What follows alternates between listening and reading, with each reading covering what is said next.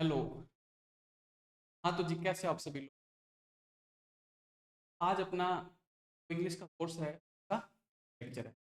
ये यूट्यूब पे भी अवेलेबल रहेगा और ऐप पे भी अवेलेबल है ना। ओनली फर्स्ट के आगे के जो लेक्चर ऐप पे अवेलेबल। तो फिर अपना शुरू करते हैं आज और काम की बात करते हैं ना। तो देखो, ये अपना है लेक्चर। हमेशा की तरह हमें क्या देखना होता है कि इंडेक्स में देखनी होती है कि हम क्या क्या पढ़ेंगे, है ना, कि इसे कैसे कैसे चलेंगे। क्या देखेंगे सबसे पहले?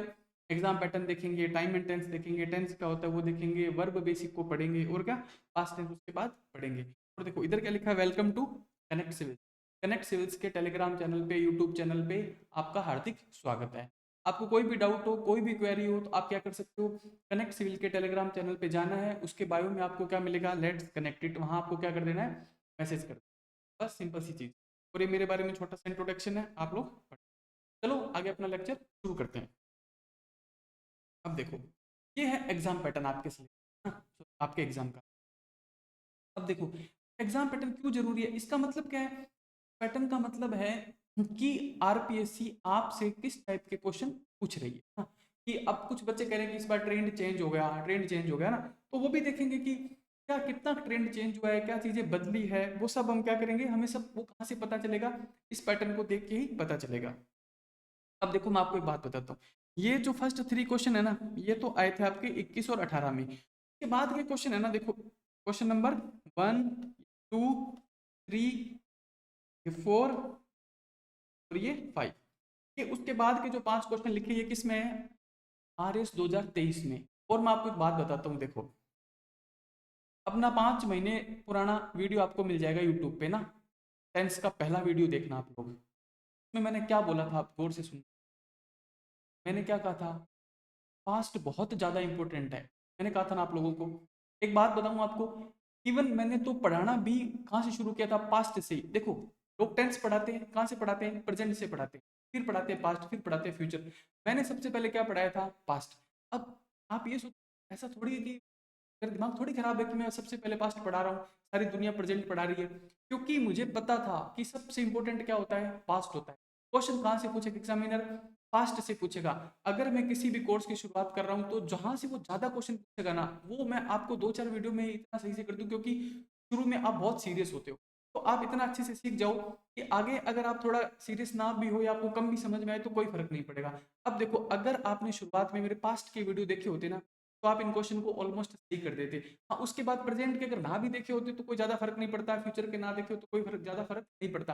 बट देखने चाहिए, हो सकता है एक आध क्वेश्चन वहां से भी आ जाए। बट सबसे ज्यादा इंपॉर्टेंट क्या था, पास्ट, ये मैंने आपको बताया था। अब देखो, मैं आपको बताता हूँ।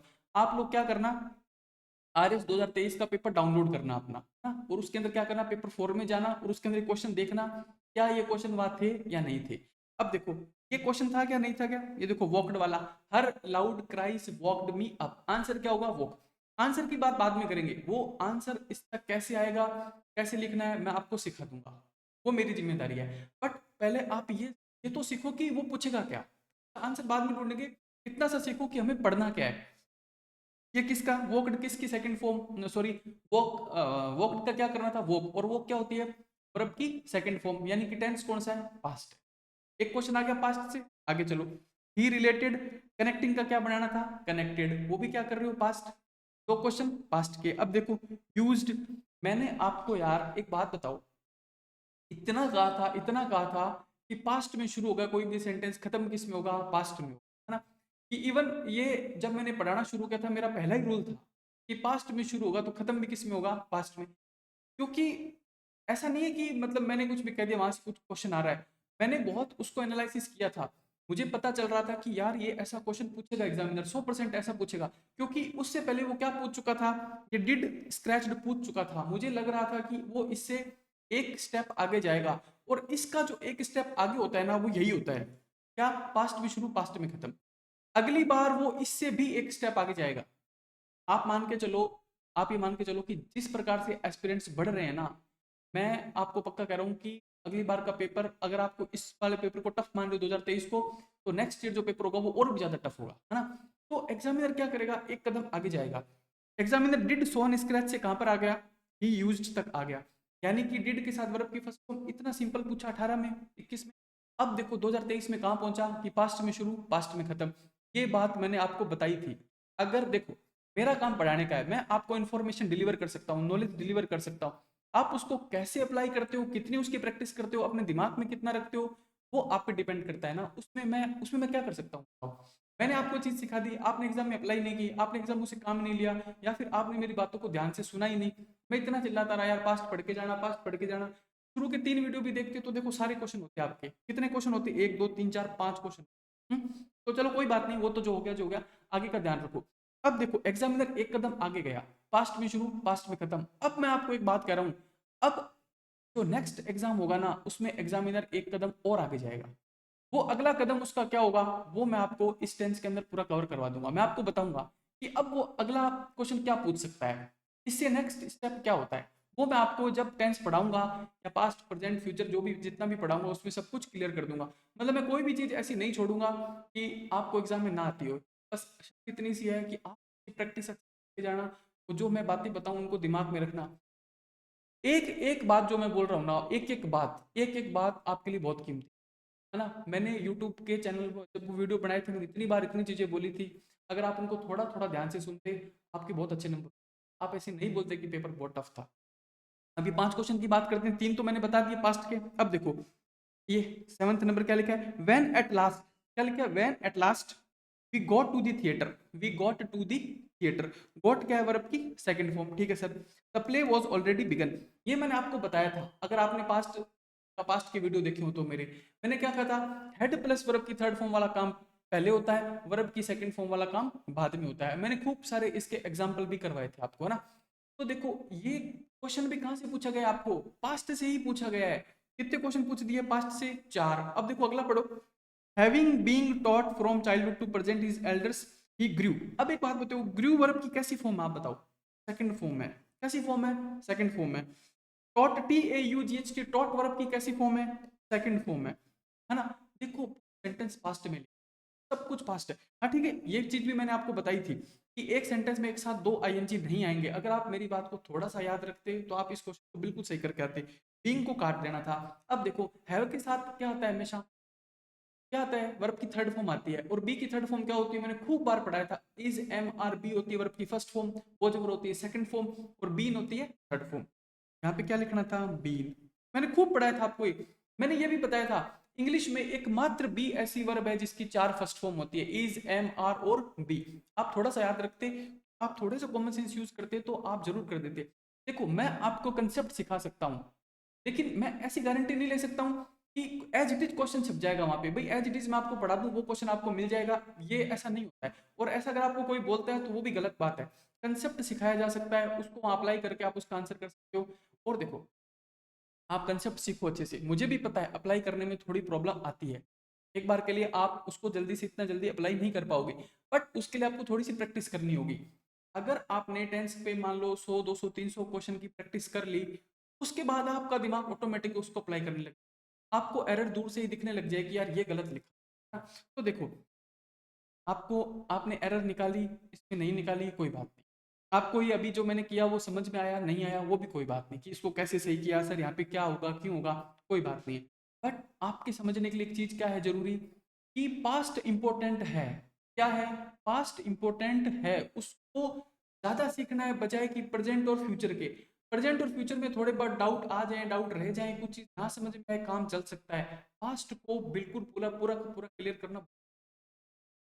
अगर आप ये सीख गए ना कि एग्जामिनर क्वेश्चन पूछता कहाँ से है और हमें सीखना क्या है, तो चीजें आपके लिए बहुत आसान हो जाएगी।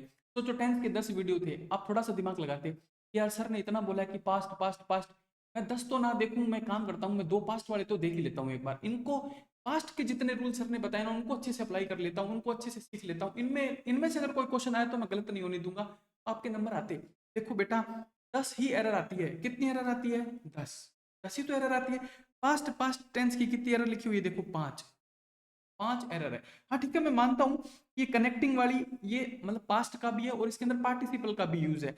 और ये हैविंग बीइंग वाली, हैविंग इसका हैविंग बीन होगा, ये मतलब एक तरीके से सेंटेंस पास्ट का भी है और इसमें पार्टिसिपल का भी यूज है। तो अगर एग्जामिनर इस बार पार्टिसिपल तक गया है तो मैं आपको पार्टिसिपल पढ़ा दूंगा। मुझे पता है कि अब अगर उसने इस बार ये क्वेश्चन पूछा है ना, तो अगली बार अगर वो पार्टिसिपल का क्वेश्चन पूछेगा तो कैसा क्वेश्चन पूछेगा, ये पक्की बात है। मैं आपको एग्जामिनर से 2 कदम आगे ले जाके खड़ा कर दूंगा, बट आपको क्या करना है, प्रैक्टिस अच्छी करनी है। आप मेरी बात मानो, प्रैक्टिस के लिए आप हमारी डीपीपी सॉल्व करो, जो आपको यहाँ क्लास में डेली मिलेगी। उसके अलावा आपके पास जो कोई बुक है, आपके पास बीके रस्तोगी सर की बुक है या कोई भी आपके पास बुक है इंग्लिश ग्रामर की, कैसी भी है, पुरानी है नई है, उससे कोई फर्क नहीं पड़ेगा। उससे इन 6 टॉपिक की प्रैक्टिस जरूर करना। टेंस की, article determiner, model, preposition, active active passive और नरेशन, 6 टॉपिक की आप प्रैक्टिस जरूर करना। कैसी भी बैठे बैठे अपना टाइम पास करने के रूप में प्रैक्टिस कर लेना। और क्या करना, देखो और भी बहुत सारी कोचिंग है जिनकी भी क्या होती है डीपीपी, वो भी डेली बनाते हैं, वो भी अच्छी डीपीपी बनाते हैं। ऐसा नहीं है कि मतलब कि वो सही नहीं बना रहे हैं, ये वो भी बिल्कुल रिलेवेंट अच्छी डीपीपी है। आप क्या करो, वो टेलीग्राम चैनल पे अवेलेबल होती है, उसको डाउनलोड कर लिया करो, अपना सोल्व कर लिया करो। कोई डाउट हो, डाउट ऐसा नहीं है कि जो मैंने पढ़ाया उसी का डाउट पूछो, कैसा भी डाउट हो आपके दिमाग में, किसी का भी कहीं का भी कैसा भी सेंटेंस हो, आप मेरे से पूछा करो, उसमें कोई शर्म नहीं करनी है, आपको अपना सिलेक्ट, है ना। आगे चलते हैं, तो देखो बस इस एग्जाम पैटर्न से मैं आपको दो ही चीजें समझाना चाहता हूँ। क्या, कि एक तो पास्ट टेंस बहुत इंपॉर्टेंट है, दूसरी बात हमें जो टेंस पढ़ेंगे उसको कितना डीप पढ़ना है, कितना शैलो पढ़ना है, कहाँ क्या चीज पढ़नी है, क्या चीज छोड़नी है, वो हम इनसे सब क्या करेंगे, पूरा सीख जाएंगे। अब देखो, अब हम आगे की जो जर्नी स्टार्ट करेंगे अपनी, वो ये जो एग्जाम पैटर्न है ना, जो ट्रेंड है एग्जाम का, उसके अकॉर्डिंग ही चलते रहेंगे कि आरएस ने, आरपीसी ने सर क्या पूछा और नेक्स्ट टाइम क्या पूछने की पॉसिबिलिटी ज्यादा है। ठीक है, तो चलें आगे। और ऐसा नहीं है कि मैं आपको प्रेजेंट या फ्यूचर नहीं पढ़ाऊंगा, मैं प्रेजेंट और फ्यूचर भी उतना ही अच्छा पढ़ाऊंगा जितना पास्ट पढ़ाऊंगा, बट बस मैं इतना सा कहना चाहता हूँ, पास्ट थोड़ा ज्यादा इंपॉर्टेंट। और ऐसा मैं कह ही नहीं रहा हूँ, आप खुद देखो है या नहीं है। अगर 10 सेंटेंस लिखे हैं, 5 पास्ट के हैं, तो पास्ट ऑटोमेटिकली इंपॉर्टेंट। ये बात आपको कोई बताने वाला नहीं मिलेगा। सब टीचर आएंगे, कोई आर्टिकल से पढ़ाना शुरू कर देगा, कोई मॉडल से पढ़ाना शुरू कर देगा, कोई टेंस से पढ़ाएगा तो प्रेजेंट से पढ़ाएगा। उनको खुद नहीं पता कि क्वेश्चन कहाँ से आ रहा है ना। मैं मानता हूँ उनके पास बहुत नॉलेज है, बट उनको एग्जाम पैटर्न का सही से नहीं पता है कि क्या हो रहा है, क्योंकि उनके पास टाइम नहीं है इतना एनालिसिस करने का। तो मैंने इतना अगर इसको डीप एनालिसिस किया है तो उसका फायदा आप लोग उठाओ। अब आगे चलते हैं, देखो अब देखो, मैं आपको बहुत सिंपल से एक बात बताता हूँ। देखो, दो चीजें होती है, क्या होती है, टाइम और टेंस। देखो, ये कोई डेमो क्लास नहीं है, ये अपने कोर्स की फर्स्ट क्लास है। कोई डेमो क्लास नहीं है, अपने कोर्स की फर्स्ट क्लास है।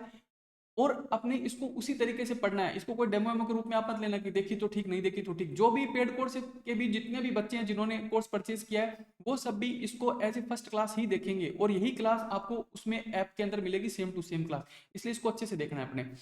अब देखो, हाँ, कल से जो नेक्स्ट क्लास आएगी वो सिर्फ ऐप पे मिलेगी, वो आपको यूट्यूब पे नहीं मिलेगी। अब देखो अच्छे से सुनो मेरी बात, दो चीजें होती है, एक होता है टाइम, एक होता है टेंस। आप एक बताओ, आगे किसको लिखा है मैंने, टाइम को। किसको लिखा है, टाइम को। बाद में किसको लिखा है, टेंस को।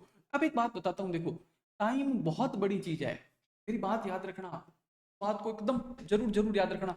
टाइम बहुत बड़ी चीज है, टेंस बहुत छोटी चीज है उसके आगे।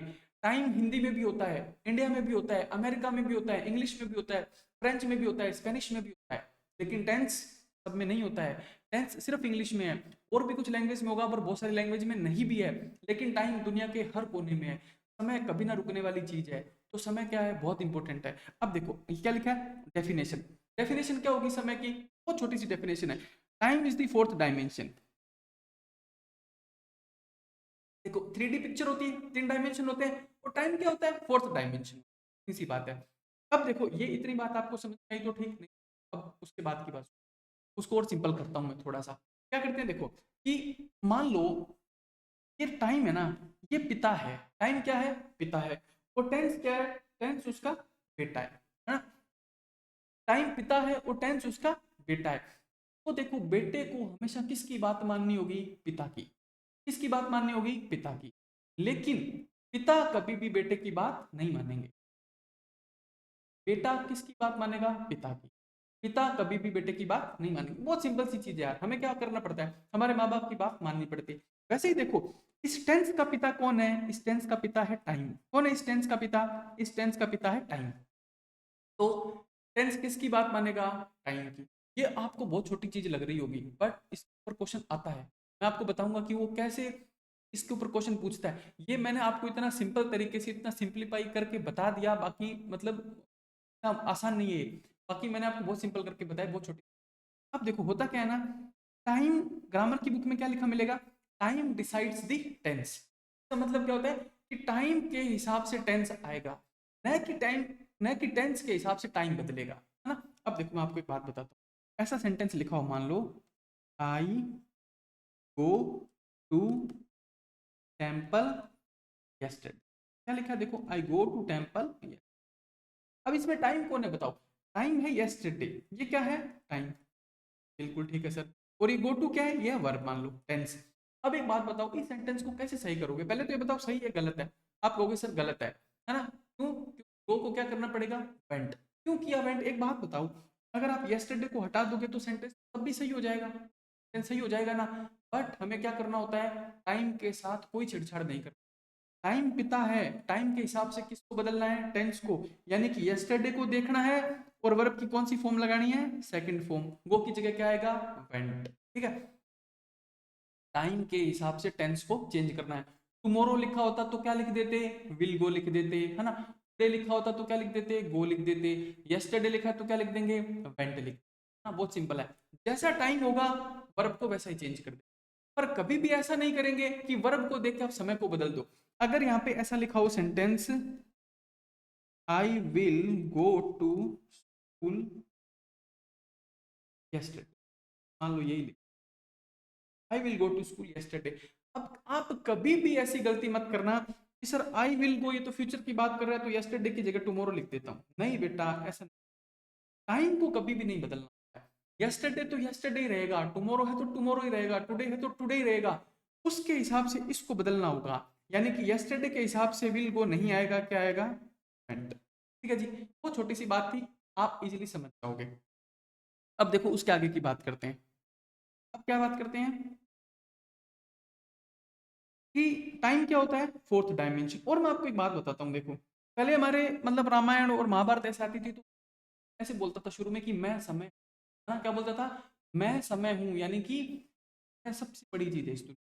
टाइम क्या है, सबसे बड़ी चीज है। और आप लोगों ने खूब सुना होगा, समय क्या है, बहुत कीमती चीज है, वो कभी नहीं बदलना है, टेंस को इतनी सी बात है बस। और देखो टाइम की डेफिनेशन क्या है, ये फोर्थ डायमेंशन होता है। अब आपको अगर ये बात याद रहे तो भी ठीक है, नहीं याद रहे तो भी आपको कोई चिंता नहीं करनी है। मैं आपको एक बात अभी शुरू में ही बता देता हूँ, जो चीजें आपको याद करनी होगी उसके लिए मैं आपको स्पेशली बोल दूंगा कि ये जरूर जरूर याद करनी है। जो याद नहीं करनी होगी उसके लिए मैं बोल दूंगा याद नहीं करनी है, एक बार समझनी है बस, खत्म, है ना।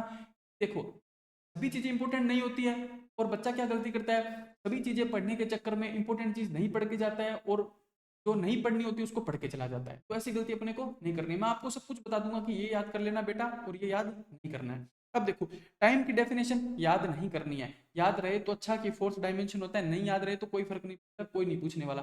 याद क्या रखना है, समय कभी नहीं बदलता है, क्या बदलता है, टेंस बदलता है, इसके हिसाब से बदलता है, समय के हिसाब से। अब ये जो चीजें है ना जो मैंने आपको बताया अभी, टाइम ना बदल के टेंस को बदलना होता है, ये हम आगे धीरे धीरे सीख लेंगे, ठीक है। आगे चलो, difference between time and tense, ये आपको मैंने बता ही दिया क्या, कि समय बड़ी चीज है और सॉरी टाइम बड़ी चीज है और टेंस कैसी है, छोटी चीज है। अब चलो उसके आगे चलते हैं। देखो क्या लिखा है, पॉइंट्स ऑफ टाइम। अच्छा आप मेरे को ये बताओ कि टेंस कितने टाइप का होता है, टेंस कितने टाइप का होता है। अब देखो मोस्टली बच्चे क्या सोचते हैं कि प्रेजेंट पास्ट और फ्यूचर क्या होता है, टेंस होता है। बट ऐसा नहीं है, प्रेजेंट पास्ट और फ्यूचर टेंस नहीं होता है, टेंस कुछ और होता है। प्रेजेंट पास्ट और फ्यूचर तो क्या होता है, प्रेजेंट पास्ट और फ्यूचर तो होता है टाइम के पॉइंट। टाइम के पॉइंट मतलब समझ लो, देखो इतना समय है, ये अनंत काल से चल रहा है और अनंत काल तक जाएगा, है ना। हम यहाँ कहीं हैं प्रेजेंट में, इससे पीछे का जितना भी समय है वो सारा क्या है, पास्ट, वो सारा क्या है, पास्ट है। जैसे मैंने कल आपकी क्लास ली थी, वो भी आज क्या हो चुकी है, पास्ट हो चुकी है। और देखो हाँ, जिन बच्चों ने अगर इंट्रो वाली क्लास नहीं देखी है, आप सभी लोग पहले इंट्रो वाली क्लास जरूर, हाँ उसके बाद इस क्लास को देखना। तो देखो कल जो हमने इंट्रो की क्लास ली थी वो क्या हो गई, आज के लिए पास्ट हो गई। और देखो कल हमारा एक लेक्चर और आएगा मान लो, तो वो क्या हो गया, वो फ्यूचर हो गया। बस समय के कितने पॉइंट हो गए, प्रेजेंट पास्ट और फ्यूचर। हिंदी में भी होता है वर्तमान काल, भूतकाल, भविष्य काल, तीन ही तो होते हैं, इसके अलावा तो कोई चौथा तो नहीं होता, आप सोचो। तो ये तीनों क्या होते हैं, ये समय के पॉइंट होते हैं, ये टेंस नहीं होता है। ये क्या होता है, समय के पॉइंट होते हैं। क्या पॉइंट होते हैं, प्रेजेंट पास्ट और फ्यूचर। अब एक बात बताता हूँ, ये बहुत सिंपली आपको याद रखना है, कितने पॉइंट होते हैं, प्रेजेंट पास्ट और फ्यूचर, और आपको इजीली याद भी रह जाएगा। ज्यादा दिमाग पे जोर देके इसको याद करने की जरूरत, जहां जरूरत होगी मैं अपने आप बताता हूँ। अब आगे देखो, आगे क्या लिखा है, वर्ब। ये देखो थोड़ा सा मतलब आपका फाउंडेशन तैयार करना है ना, इसलिए थोड़े थोड़ा सब चीजें मैंने मुझे आपको बतानी होगी। आगे क्या लिखा है देखो, वर्ब। वर्ब क्या होता है, आपको डेफिनेशन नहीं याद करनी है। मैं पूछ रहा हूँ वर्ब क्या होता है, आपको अगर नहीं आती है बिल्कुल नहीं घबराना है, कोई दिक्कत नहीं है। नहीं आती है, मैं तो कह रहा हूँ आती भी नहीं है, याद भी नहीं करना, छोड़ो उसको। मैंने लिखा है, एक बार पढ़ लो। ऐसा वर्ड या एनी वर्ड, कोई भी शब्द दैट रिप्रेजेंट्स एन एक्शन। क्या होता है, कोई भी काम, क्रिया। बस सिंपल आप याद रखो, वर्ब क्या होती है, बोला वर्ब सिर्फ क्रिया होती है, बात खत्म। वरना वरना टीचर क्या करता है, वर्ब क्या होती है, डेफिनेशन ऑफ वर्ब, बच्चे को ऐसे कंफ्यूज कर देंगे, उसको डरा देंगे छोटी मोटी चीज से। जबकि किसी भी एग्जाम में वर्ब की डेफिनेशन नहीं पूछी जाती है। और जितना वर्ब काम की होती है उतनी आपको पता है कि वर्ब क्या होती है। वर्ब क्या होती है, सीधा सीधा याद रखो, वर्ब होती है क्रिया, है ना। कोई भी काम है, कोई भी क्रिया क्या होती है, वर्ब होती है, बात खत्म। बस आगे चलो। टेंस। अच्छा, टेंस क्या होता है, जब टेंस क्या होता है, टेंस क्या होता है, बिल्कुल नहीं घबराना है, टेंस कुछ नहीं होता है। टेंस क्या होता है, tense it is a form of verb. Verb की जो फॉर्म होती है वो क्या होता है, टेंस। वर्ब की फॉर्म, आप कहोगे सर वर्ब की फॉर्म कौन सी, क्या कहना चाहते हो। वर्ब की फर्स्ट फॉर्म, वर्ब की सेकंड फॉर्म, वर्ब की थर्ड फॉर्म, वर्ब की first form plus ING, verb की फर्स्ट फॉर्म प्लस एस या ईएस, यही सब कुछ टेंस होता है। इसके अलावा कुछ भी टेंस नहीं होता है। आपको ये बात याद रहे तो याद रहेगा, ज्यादा कोई फर्क नहीं पड़ेगा। बस इतना सा आप याद रख लेना। टेंस क्या होता है, टेंस होता है वर्ब की फॉर्म। टेंस क्या होता है, टेंस होता है वर्ब की फॉर्म। बस देखो सिंपली मैं एक सेंटेंस लिखता हूं, अभी आप पहचान जाओगे क्या। आई वॉकड, आपके लिए सिंपल लिखता हूँ थोड़ा, है ना। आई प्लेड, ठीक है। और एक लिखा मैंने आई प्ले। अच्छा ये बताओ, दोनों में से पास्ट कौन है, प्रेजेंट कौन है। आप कहोगे सर ये है पास्ट और नीचे वाला है प्रेजेंट। अच्छा मैं कहूंगा कैसे पता चला, आप कहोगे सर वर्ब की फॉर्म से, है ना। एक के अंदर सेकंड फॉर्म है तो पास्ट है, एक के अंदर फर्स्ट फॉर्म है तो प्रेजेंट है। बस सिंपल सी बात है। वर्ब की जो फॉर्म होती है वही क्या होता है, टेंस है। और यही तो टेंस है, प्लेड और प्ले। बस वर्ब की फॉर्म होती है वो क्या होता है, टेंस होता है। इतनी सी बात आपको याद रखनी। वो सिंपल सिंपल बातें बताई मैंने, कुछ भी अभी तक आपको मैंने ऐसा नहीं बताया जिसको आपको बहुत ज्यादा याद रखना पड़े। तो बस सिंपल सी चीज है, वर्ब क्या होती है, क्रिया होती है। टेंस क्या होता है, टेंस होता है वर्ब की फॉर्म होती है, बस। और क्या होता है, देखो टाइम और टेंस दो चीजें होती है। टाइम बड़ा होता है, टेंस होती है। टाइम के हिसाब से टेंस को बदल देते हैं, कभी भी टेंस के हिसाब से टाइम को नहीं बदलते। बस आगे चलो। अब देखो, ये मैंने स्टार बना के कुछ लिखा है, इसको याद मत करना, इसको एक बार समझो, आपके दिमाग में बिठाओ कि मैं कहना क्या चाहता हूँ। टेंस, टेंस क्या होता है, tense it is a verb form, है ना, जो टाइम के पॉइंट को रेफर करे। टेंस एक वर्ब की फॉर्म होती है जो क्या बताती है, टाइम को बताती है, ठीक है सर। वॉइस, वॉइस आप लोगों ने पढ़ा है, एक्टिव वॉइस, पैसिव वॉइस। अच्छा इसमें देखो क्या लिखा है, वॉइस भी क्या होती है, एक वर्ब की फॉर्म होती है जो हमें ये बताती है सब्जेक्ट की वर्ब का डूअर है या फिर। नहीं समझ में आएगा कोई बात नहीं, मत चिंता करो आप। आगे देखो, मूड। मूड भी एक टॉपिक होता है एक्चुअली में, आपके सिलेबस में थोड़ा सा है, बट वो ऐसा नहीं है कि मैं ऐसे नहीं कहूंगा कि बिल्कुल नहीं है, उसके क्वेश्चन भी बहुत बार आते हैं। इतना है ना, उतना मैं पढ़ा दूंगा आपको। मूड भी क्या होता है, मूड भी वर्ब की फॉर्म होती है। और ये क्या होता है, सब्जेक्ट के इंटेंशन को, यानी कि जो भी सब्जेक्ट है, जो भी करता है, उसके इरादे को रेफर करता है। आप देखो तीनों में कॉमन क्या आ रहा है, वर्ब की फॉर्म। तीनों में कॉमन क्या है, वर्ब की फॉर्म। यानी कि टेंस भी एक तरीके से क्या है, वर्ब की फॉर्म ही है। वॉइस भी एक तरीके से क्या, वर्ब की फॉर्म है। मूड के भी क्वेश्चन आपके एग्जाम में आते हैं, वो भी क्या, वर्ब की फॉर्म है। यानी कि अब आप बात को नोट करके देखो, इंपॉर्टेंट चीज क्या है, वर्ब। सबसे इंपॉर्टेंट चीज क्या आपके लिए अभी, वर्ब है। अब देखो नीचे क्या लिखा है, verb is a very basic, verb is a very basic thing of English language. English language की सबसे सबसे बेसिक चीज क्या होती है, एक वर्ब होती है। वर्ब के बिना कभी भी सेंटेंस नहीं बनता है। एक सेंटेंस को बनाने के लिए वर्ब की बहुत ज्यादा जरूरत होती है। सिर्फ वर्ब लिख दोगे ना, सेंटेंस कंप्लीट हो जाएगा। बट अगर वर्ब को नहीं लिखा है ना, आप 100 शब्द लिख दो, सेंटेंस कंप्लीट नहीं होगा। आगे लिखे देखो, not even a single sentence can be formed without a verb. Without a verb का मतलब होता है वर्ब के बिना आप एक सिंगल सेंटेंस भी फ्रेम नहीं कर सकते। आगे चलते हैं, देखो अभी तक जितना आपको पढ़ा है उस काम की चीजें निकाल के रख लो अलग से। क्या, टाइम बड़ी चीज होती है, टेंस छोटी। टाइम के हिसाब से टेंस को बदल देते हैं ना, लेकिन टेंस के हिसाब से टाइम को कभी। सिंपल सी बात है। और क्या, देखो वर्ब बहुत इंपॉर्टेंट चीज होती है, अपना को याद रखो, वर्ब बहुत इंपॉर्टेंट चीज है। टेंस की डेफिनेशन याद रहे तो भी ठीक है, नहीं कोई बात नहीं, सिंपल सी डेफिनेशन है, याद ही कर लो। Tense it is a form of verb. और वर्ब की डेफिनेशन, सर वर्ब की डेफिनेशन मुझे नहीं याद रहेगी, पर मुझे इतना पता है वर्ब का मतलब क्रिया होता है, मैं पहचान लूँ, बस बहुत है इतना। आगे चलते हैं। हाँ ये सब है ना, ये सब जो लिखा है देखो, ये है ना, ये याद नहीं करना है आपको।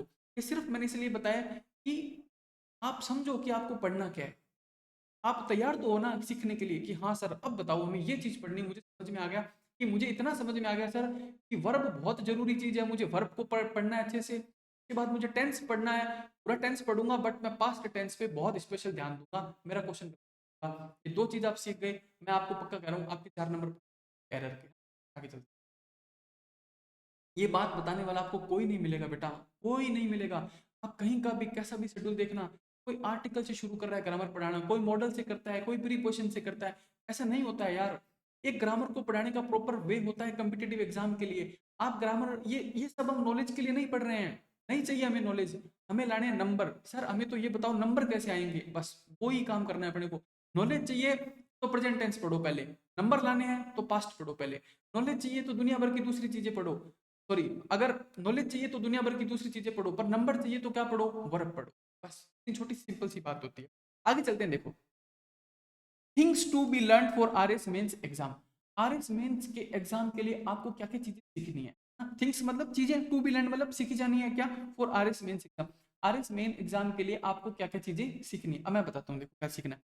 आइडेंटिफिकेशन ऑफ टेंस, सबसे पहले तो आपको टेंस को पहचानना है कि सर इसमें टेंस लिखा कौन सा है। क्या करना है, आइडेंटिफिकेशन ऑफ टेंस। आइडेंटिफिकेशन का मतलब होता है पहचान, आपका आईडी कार्ड होता है ना आइडेंटिटी कार्ड, आइडेंटिफिकेशन का मतलब होता है पहचान, कि टेंस को पहचानना है। दूसरा काम क्या करना है, देखो करेक्शन ऑफ टेंस, टेंस को करेक्ट करना है। कैसे करेक्ट करोगे, टाइम के अकॉर्डिंग करेक्ट करेंगे यार। जैसा टाइम दिया होगा, जो भी हिंट दिया होगा टाइम का, यस्टरडे लिखा होगा तो वर्ब की सेकंड फॉर्म कर देंगे, टुमारो लिखा होगा तो विल प्लस वर्ब की फर्स्ट फॉर्म लिख देंगे, भी लिखा होगा येट लिखा होगा तो हैज या हैव प्लस वर्ब की थर्ड फॉर्म लिख देंगे। कुछ भी, मैं आपको वो सारी चीजें सिखा दूंगा। चेंज का करेक्शन कैसे करेंगे सिखा दूंगा। और हमें तीसरी चीज क्या सीखनी होती है, ट्रांसलेशन ऑफ सेंटेंसेस। ये भी हम टेंस में ही सीखते हैं मोस्टली, कि सेंटेंस का ट्रांसलेशन कैसे करना होता है। वो ट्रांसलेशन आपके सिलेबस के लिए बहुत इंपॉर्टेंट चीज है। अब चलो आगे देखो, voice, narration, tense, conditional, all chapter based on tense. ये सभी चैप्टर किस पर बेस हैं, टेंस पर। और टेंस किस पर बेस है, वर्ब पर। यानी कि देखो ये है वर्ब, इसके ऊपर है टेंस, और टेंस के ऊपर है पूरी ग्रामर। यानी कि सब जो नीचे की चीज है, सबसे जो आधार है वो क्या है, आपकी वर्ब है, उसको ही सीखिए। अब चलो आगे, ये देखो ये साइन है, मतलब जितना अच्छा आपका टेंस होगा उतनी ही अच्छी आपकी क्या होगी, इंग्लिश ग्रामर होगी। यानी कि जितना अच्छा टेंस होगा उतनी अच्छी आपकी वॉइस होगी, उतनी अच्छी आपकी नरेशन होगी, उतनी अच्छी आपकी कंडीशनल सेंटेंसेस होंगे, मतलब पूरी ग्रामर आपकी उतनी ही अच्छी होगी जितना अच्छा आपका टेंस होगा। आगे चलते हैं, देखो सीखा इतना आप लोगों ने। अब देखो, अभी तक कोई खास बात थी नहीं याद करने के लिए। जो पिछला पेज था ना, इसमें याद करने के लिए कुछ नहीं है, ये याद मत करना आप। ये सब चीजें चीजें बताने के लिए है कि क्या हमें सीखना, क्या क्या है। पहचान सीखनी है टेंस की, उसका करेक्शन सीखना है, ट्रांसलेशन सीखना है, ये सब अपने को मतलब आपको बताने की बातें थी। और देखो ये भी याद मत करना, ये सब मैंने लिखा है कि ये सब चीजें टेंस पे डिपेंड होती है। टेंस एक इंपॉर्टेंट चीज है सीखने के लिए। और टेंस किस पे डिपेंड होता है, वर्ब पे होता है। तो हमें सबसे पहले किसको सीखना है, वर्ब को सीखना। तो यहाँ तक की बात थी। अब देखो मैं आपको एक बात बताता हूँ, अभी तक मैंने आपको याद करने के लिए नहीं बोला, अब आप एक बात याद रखना। क्या याद रखोगे, वर्ब, है ना। आप दिमाग में 4 बार बोलो, verb verb verb verb verb मैंने क्रिया। ठीक है सर, हमें थोड़ा याद हुआ। अब देखो वर्ब दो टाइप, वर्ब कितने टाइप की होती है, दो। याद रखना आपको इस बात को, इस बात को आपको याद रखना है, क्या, कि वर्ब होती है दो टाइप की। कौन कौन सी, हेल्पिंग वर्ब और मेन वर्ब। हाँ सर बहुत सिंपल है ये तो, हमें पता था पहले से, बट इतना नहीं पता था कि दो ही टाइप की होती है। हम सोचे और भी कोई टाइप होता होगा। तो देखो वर्ब कितने टाइप की होती है, दो टाइप की, हेल्पिंग वर्ब और मेन वर्ब। वर्ब कितने टाइप की होती है, दो टाइप की, हेल्पिंग वर्ब और मेन वर्ब। बस सिंपल सी चीज है। अब आपको बताता हूँ, देखो हेल्पिंग वर्ब में दो दो इसके आगे सब पार्ट और होते हैं। यानी कि कहने का मतलब ये हेल्पिंग वर्ब दो टाइप की होती है। कौन कौन सी, एक तो प्राइमरी होती है, बी, हैव और डू। अब आपको एक बात बताता हूँ, देखो ये प्राइमरी आपको नाम ना याद रहे कोई फर्क नहीं पड़ेगा, आपसे कोई नहीं पूछने वाला। बस आपको ये याद रहना चाहिए कि बी, हैव और डू क्या होती है, हेल्पिंग वर्ब होती है। और देखो दूसरी मॉडल होते हैं। सेकेंडरी हेल्पिंग वर्ब क्या होती है, मॉडल। मॉडल तो हमारे लिए अलग से टॉपिक है, वहां पढ़ेंगे इसको पूरा। कैन होता है, कुड होता है, मे होता है, माइट होता है, will, would, shall, should, dare, not, use, to, सब। यानी कि देखो वर्ब होती है दो टाइप की, कैसी, हेल्पिंग वर्ब और मेन वर्ब। अब देखो हेल्पिंग वर्ब भी आगे दो टाइप की होती है, कैसी, एक तो प्राइमरी और एक मॉडल। मॉडल तो पूरा ही हमारे सिलेबस में टॉपिक है, मॉडल तो हमारे सिलेबस में पूरा का पूरा टॉपिक है, वहां हम इसको अलग से पढ़ेंगे पूरे टॉपिक को। और देखो प्राइमरी जो हेल्पिंग वर्ब इसको क्या करेंगे, प्राइमरी हेल्पिंग वर्ब को आज ही पढ़ेंगे थोड़ा, ठीक है। तो दो ही चीजें होती है। ठीक है जी सर, हेल्पिंग वर्ब का काम हो गया कंप्लीट। अब आगे चलते हैं मेन वर्ब पे, है ना। अब मैं आपको एक बात बताता हूँ, देखो ये मेन वर्ब को अभी के लिए आप छोड़ दो एक बार, अभी के लिए इसको छोड़ दो। इसको वैसे नहीं छोड़ना है, मैं पढ़ाऊंगा इसको पूरा, क्योंकि इसमें से क्वेश्चन आ रहा है। ये जो लिखा ना पार्टिसिपल, पार्टिसिपल में से क्वेश्चन आ रहा है। अगर इस बार पार्टिसिपल में से आया है, हो सकता है अगली बार वो पार्टिसिपल मैच कराना पूछे, जो कि बहुत कॉमन क्वेश्चन है। मतलब अगला जो स्टेप है ना, इस बार जो आरपीसी ने पूछा है उसका जो नेक्स्ट स्टेप है वो यही है कि सब्जेक्ट मैच करवाए। अगर सब्जेक्ट मैच नहीं करवाएगा तो कुछ और पूछेगा, तो जिरंड के बारे में पूछ लेगा, है ना, इन्फिनेटिव के बारे में पूछ लेगा। तो ऐसा ही कुछ क्वेश्चन पूछेगा। और अभी जो एग्जाम हुआ था सीएपीएफ का, है ना, असिस्टेंट कमांडेंट वाला, उसमें कहाँ का क्वेश्चन आया था? उसमें ट्रांजिटिव वर्ब का क्वेश्चन। यानी कि देखो ऐसा नहीं होता है एक सिलेबस का ट्रेंड चेंज होता है।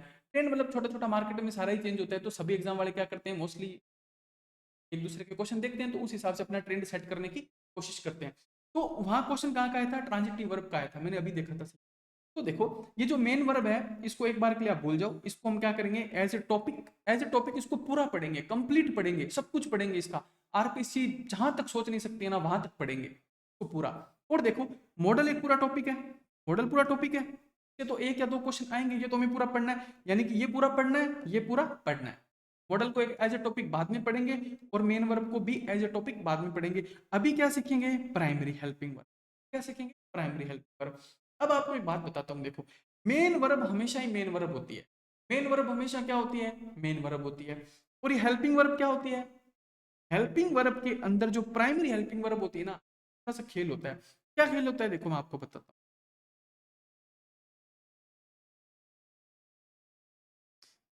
आपको छोटी,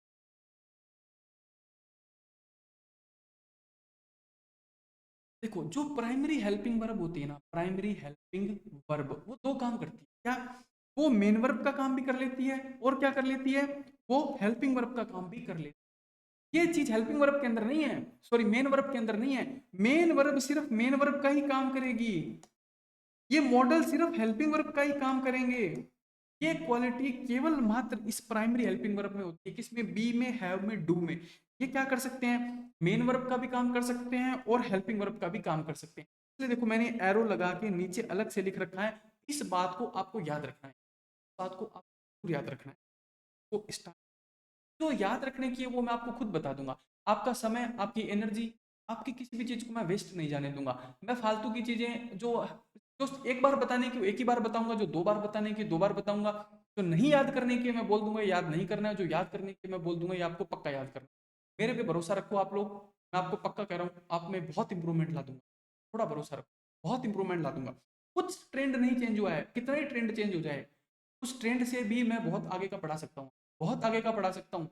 ये तो मान लो कुछ भी नहीं है, आप मेरे को बोलो ना किसी 100 गुना और आगे बढ़ाओ सर, 100 गुना भी आगे जा सकते, आप ना चिंता करो। मुझे पता है अगली बार क्या पूछो, मैं आपको पक्का कह रहा हूँ जब इस बार आया है ना अगली बार भी आएगा। अगला देखो, समझे आप बात को?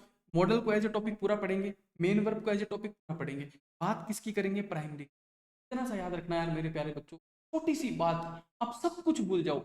आप इतना सा याद रखो कि बी, हैव और डू मेन वर्ब का काम भी करती है, हेल्पिंग वर्ब का काम भी करती है। मेन वर्ब का काम भी करती है और हेल्पिंग वर्ब का भी काम करती है। अब आपको एक बात बताता हूँ, देखो कॉमन सेंस की बात है, मतलब जिसके अंदर कोई ग्रामर की आपको जरूरत नहीं है ना, कोई किसी चीज की जरूरत नहीं है। एक बहुत छोटी सी बात मैं आपको बताता हूँ। क्या? जैसे देखो एक ट्रक होता है, एक ट्रक होता है, इस बात को याद रखना, मैं आपको बोलूंगा, मैं आपको एक दिन बताऊंगा कि बेटा मैंने आपको ट्रक बना के भी बताया था, है ना। एक ट्रक होता है, ट्रक के अंदर दो लोग होते हैं, एक ड्राइवर होता है यानी कि मेन आदमी, और एक उसका हेल्पर होता है जिसको हम हमारी मारवाड़ी भाषा में या हिंदी में खलासी बोलते हैं ना। यानी कि एक होता है मेन आदमी जो ड्राइव करता है ना, वो पूरा उसको चलाएगा अपने हिसाब से ट्रक को, वो गाने भी अपने मर्जी के लगाएगा, वो सब अपनी मर्जी की चीजें करेगा क्योंकि वो उस ऐसी से क्या है, थोड़ा सीनियर है। दूसरा आदमी जो साइड में बैठा होता है उसका काम क्या होता है? साइड बताना, कौन पीछे आ रहा है उसको देखना, आगे करना, जब ट्रक को बैक लेते हैं तब बता देना कि आने दो आने दो आने दो, ऐसे ना। वो कौन होता है? उसका वो होता है उसका हेल्पर। वो कौन होता है? उसका हेल्पर। ट्रक में दो आदमी होते हैं, एक मेन आदमी होता है, एक उसकी हेल्प करने वाला।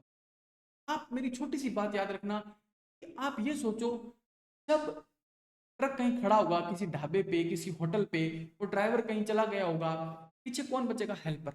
अगर वहां कोई आदमी आएगा वो पूछेगा कि भाई साहब ये ट्रक किसका है या इसके अंदर क्या है, तो वो हेल्पर क्या बोलेगा? मैं हूँ ट्रक का, मेरा है ट्रक, बताओ जी क्या, है ना। या कोई बोलेगा इसको साइड में लगाओ, या पुलिस वाले आगे बोले इसको लेके जाएंगे, तो वो हेल्पर क्या बोलता है कि मैं हूँ ट्रक का मालिक। वो पूछते हैं ना अभी कौन है ट्रक के साथ, ट्रक का मालिक कौन है, बोलता है क्या? मैं हूँ ट्रक का मालिक। इतना सा आप समझ गए ना, मैं आपको पूरा खेल समझ, जब मेन वर्ब नहीं होती है, यानी कि मेन आदमी नहीं होता है, तो जो हेल्पर होता है, जो हेल्पिंग वर्ब होती है, वही क्या होती है? मेन वर्ब होती है। वही क्या होती है? मेन वर्ब होती है। और जब मेन वर्ब मौजूद होती है, खुद प्रेजेंट होती है, तो हेल्पिंग वर्ब होती है। बस वो हेल्प करेगा। क्यों? क्योंकि मेन आदमी बैठा है। मेन आदमी नहीं है तो कौन चौधरी बन जाऊंगा? मैं ही चौधरी बन जाऊंगा, कि मेन आदमी तो है नहीं, अब मैं ही मालिक हूँ। समझ गए आप? छोटी सी बात। कुछ भी आप सोचो, आपकी दोस्त की बाइक है, आप दो दोस्त कहीं जा रहे हो, आपका दोस्त मान लो बाइक खड़ी करके कहीं इधर उधर चला गया, कोई सामान लेने चला गया, पीछे आप किसी ने कहा कि भैया बाइक इसकी साइड में हटाओ, आप क्या बोलते हो? बाइक मेरी है ना। हालांकि क्या पता आप हेल्प करने आए हो, बट जब मेन आदमी या फिर मेन वर्ब मौजूद नहीं होती है, तो हेल्पिंग वर्ब किसका काम करती है? मेन वर्ब का काम। छोटी सी बात याद रखना। हाँ, जब मेन वर्ब वहां प्रेजेंट होती है, तो हेल्पिंग वर्ब किसका काम करती है? हेल्पिंग वर्ब का ही काम करेगी। कितनी सिंपल सी चीज है। बस घर के अंदर नौकर है, मालिक भी है, तो कोई आएगा तो नौकर क्या बोलेगा? मालिक वो है। लेकिन सोचो मालिक नहीं है, फिर कोई आएगा तो नौकर क्या बोल देगा? मैं ही मालिक हूँ, बताओ क्या दिक्कत है जी, क्या बात है ना। बस समझ गए आप लोग? आगे चलते हैं। समझे? जब मेन वर्ब प्रेजेंट होगी तो हेल्पिंग वर्ब क्या होगी? हेल्पिंग वर्ब ही होगी। लेकिन जब मेन वर्ब नहीं होगी तो हेल्पिंग वर्ब क्या होगी? मेन वर्ब बन। बस इसके ऊपर क्वेश्चन आ सकता है बेटा, कि देखो वो 10 क्वेश्चन क्या आएंगे किसी को नहीं पता है, तैयारी हमें करके जानी पड़ेगी पूरी। मैं आपको सब तैयारी करवाऊंगा और बहुत सिंपल तरीके से करवा दूंगा। आगे देखो, बी एक वर्ब होती है, मैंने आपको पढ़ाया। बी की फर्स्ट फॉर्म कितनी होती है? 4। पूरे इंग्लिश में एकमात्र बी ऐसी वर्ब होती है जिसकी 4 फर्स्ट फॉर्म होती है। कौन कौन सी? इज होती है, एम होती है, आर होती है और बी खुद होती है। अब देखो वर्ब की सेकंड फॉर्म, वर्ब की सेकंड फॉर्म कितनी होती है? 2। पूरे इंग्लिश में बी एकमात्र ऐसी वर्ब है जिसकी वर्ब की सेकंड फॉर्म कितनी होती है? 2। कौन कौन सी? वॉज और वर। और इसकी थर्ड फॉर्म क्या होती है? B double N been. Third form क्या होती है? B double N been. बस अब देखो, वर्ब होती है बी, की फर्स्ट फॉर्म कितनी होती है? 4। याद करना इस बात को। इज, एम, आर और वर्ब की, इज, एम, आर और बी खुद, इसको जरूर याद करना है। बी की फर्स्ट फॉर्म होती है 4, इज, एम, आर और बी खुद। सेकंड फॉर्म होती है 2, कौन सी? वॉज या फिर वर। थर्ड फॉर्म होती है बी डब्ल्यू एन बीन। याद रहेगा आपको? याद रखना है जरूर। हाँ, आगे देखो, अगला तो बहुत सिंपल है। डू, डू की फर्स्ट फॉर्म क्या होती है? डू और डस। बस क्या होती है? देखो, डू या फिर डस। सेकंड फॉर्म क्या होती है? डिड। और थर्ड फॉर्म क्या होती है? डन। चलो आगे। हैव, हैव की फर्स्ट फॉर्म क्या होती है? हैज या फिर हैव। सेकंड फॉर्म क्या होती है? हैड। थर्ड फॉर्म क्या होती है? हैड। कितना सिंपल है, क्या याद करना है बताओ? आपको कुछ भी याद नहीं करना है। बहुत छोटी छोटी चीजों से ना मैं आपको बहुत कुछ सिखा दूंगा। समझ गए इतनी सी बात? अब देखो, एक छोटी सी चीज याद करनी है आप, उसकी ट्रिक में मैं आपको बताऊंगा कैसे याद करना। देखो, आप क्या, आप हमेशा से बोलते हो ना, आई एम प्लेइंग बोलते हो? I am playing, I am play तो नहीं बोलते हो। आई एम राइटिंग बोलते हो, आई एम राइट तो नहीं बोलते हो। क्या बोलते हो? सोचो, राइटिंग। शी इज कमिंग, है ना। ही इज प्लेइंग, भी ऐसा बोलते हो। We are studying, we are reading, आप क्या बोलते हो? इज, एम, आर के बाद अगर आप कोई दूसरा वर्ब जोड़ते हो, आप मेन वर्ब को V one plus I N. बस, यानी कि is, am, are, was verb और बीन के बाद अगर आप कोई दूसरी वर्ब लिखोगे तो कैसे लिखोगे? B one plus. बस। अब देखो अगली, डू, डू, डू के बाद कोई भी वर्ब लिखोगे तो कैसे लिखोगे? आई डू नॉट प्ले बोलते हो आप। क्या बोलते हो? आई डू नॉट प्ले, या he does not play, she does not play, है ना। डू या डज के बाद वर्ब की कैसी फॉर्म लिखते हो? First form. डिड के बाद वर्ब की कैसी फॉर्म लिखते हो? First form. यही तो क्वेश्चन आपका 2018 में आया था ना, did son scratch the card. Did के साथ वर्ब की कैसी फॉर्म आएगी? First form. ये मैंने लिखी है देखो, तो स्क्रैच की जगह क्या आएगा? स्क्रैच। चलो देखो, पीवाईक्यूज जरूर तैयार करने हैं। आप ये मत मान के चलो कि अगली बार पेपर कहाँ से क्या होगा पता नहीं, पीवाईक्यू तो फिर भी तैयार करके जाने, हो सकता है वो रिपीट कर दे क्वेश्चन को। आगे चलो, डन, डन होगी थर्ड फॉर्म, इसकी तो बात नहीं करनी, छोड़ो। अगला देखो, has have, has have head के बाद वर्ब की कैसी फॉर्म आती है? Third form. कितना सिंपल है देखो, हैज हैव हेड के बाद वर्ब की थर्ड फॉर्म आएगी। बी की is, am, are, was verb, be been के साथ B one plus I N G आएगा, और डू या डज के साथ डिड के साथ वर्ब की चीज। आगे चले, ये आपको याद करना है। देखो जो मैंने याद करने के लिए बोला है वो आपको पक्का याद। आगे चलते हैं, देखो थोड़ा सा, कोई बात नहीं, आगे चलो। देखो, एक सेंटेंस लिखा है, I am teaching you English. अब देखो इसमें मुझे बताओ हेल्पिंग वर्ब कौन है और मेन वर्ब कौन है? I am teaching you English, बताओ कौन है? हेल्पिंग वर्ब कौन है? मेन वर्ब कौन है? देखो टीचिंग लिखा है ना, टीचिंग, तो ये टीचिंग तो क्या हो गई? Main verb. क्या हो गई, मेन वर्ब, ठीक है। और देखो एम क्या हो गई, ए एम एम एम क्या हो गई, हेल्पिंग वर्ब। अच्छा हेल्पिंग वर्ब क्यों हो गई, क्योंकि मेन वर्ब मौजूद है। अगर मेन वर्ब मौजूद है सेंटेंस में तो हेल्पिंग वर्ब क्या होगी, हेल्पिंग वर्ब ही होगी। और अगर मेन वर्ब ना होती तो हेल्पिंग वर्ब क्या बन जाती, मेन वर्ब बन जाती। बस आगे चलो। I am a teacher, I am a teacher में कौन है मेन वर्ब बताओ। ए, ए तो आर्टिकल होता है, टीचर, टीचर तो नाउन है, टीचर मतलब तो अध्यापक होता है, अध्यापक तो क्या होता है, नाउन होता है, संज्ञा होती है। आई आई मतलब मैं तो क्या होता है, प्रोनाउन होता है। कौन है मेन वर्ब, आप कहोगे कि सर नहीं है। तो यानी कि अगर इसमें मेन वर्ब नहीं है और ये एम लिखा है ना, तो ये एम जो कि हेल्पिंग वर्ब होती है यही क्या बन जाएगी, मेन वर्ब। यही क्या बन जाएगी, मेन वर्ब। क्योंकि देखो इंग्लिश में कोई भी सेंटेंस बिना मेन वर्ब के नहीं लिखा जा सकता, इसलिए किसी ना किसी को तो मेन वर्ब बनना पड़ेगा। किसको बनना पड़ेगा वो भी मैं आपको सिखा रहा हूँ। आगे देखो, you are preparing for R S exam, you people are preparing for R S exam. Main verb कौन है, आप कहोगे सर तैयारी करना, प्रिपेयरिंग। अच्छा ठीक है। हेल्पिंग वर्ब कौन है, आप कहोगे सर आर। हो गया ना कंप्लीट। देखो आर हेल्पिंग वर्ब है, प्रिपेयरिंग मेन वर्ब है। अच्छा आर हेल्पिंग वर्ब क्यों है, क्योंकि सर मेन वर्ब तो मौजूद है, तो ये दूसरी बचेगी तो क्या होगी, तो हेल्पिंग वर्ब ही होगी। मेन वर्ब तो प्रिपेयरिंग पहले से मौजूद है वहां पे। जब मेन वर्ब वहां होगी मौजूद तो दूसरी वाली वर्ब क्या होगी, दूसरी वाली हेल्पिंग वर्ब क्या होगी, हेल्प। बस आगे देखो, यू आर माई स्टूडेंट्स। अब देखो आप कहोगे, मैं कहूंगा इसमें मेन वर्ब कौन है, आप कहोगे सर वैसे तो इसमें मेन वर्ब को दिखाई नहीं दे रही, तो अगर कोई दूसरी मेन वर्ब नहीं होती है तो जो is am are was verb जो भी हेल्पिंग वर्ब होती है यही क्या होती है, मेन वर्ब होती है। तो ये आर ही क्या हो गई, मेन वर्ब हो गई, है ना। कोई दूसरी मेन वर्ब है नहीं तो आर क्या होगी, मेन वर्ब। और यू क्या होता है, यू होता है सर प्रोनाउन, है ना। माई क्या होता है, माई होता है प्रोनाउन। स्टूडेंट्स क्या होता है, स्टूडेंट्स होता है नाउन।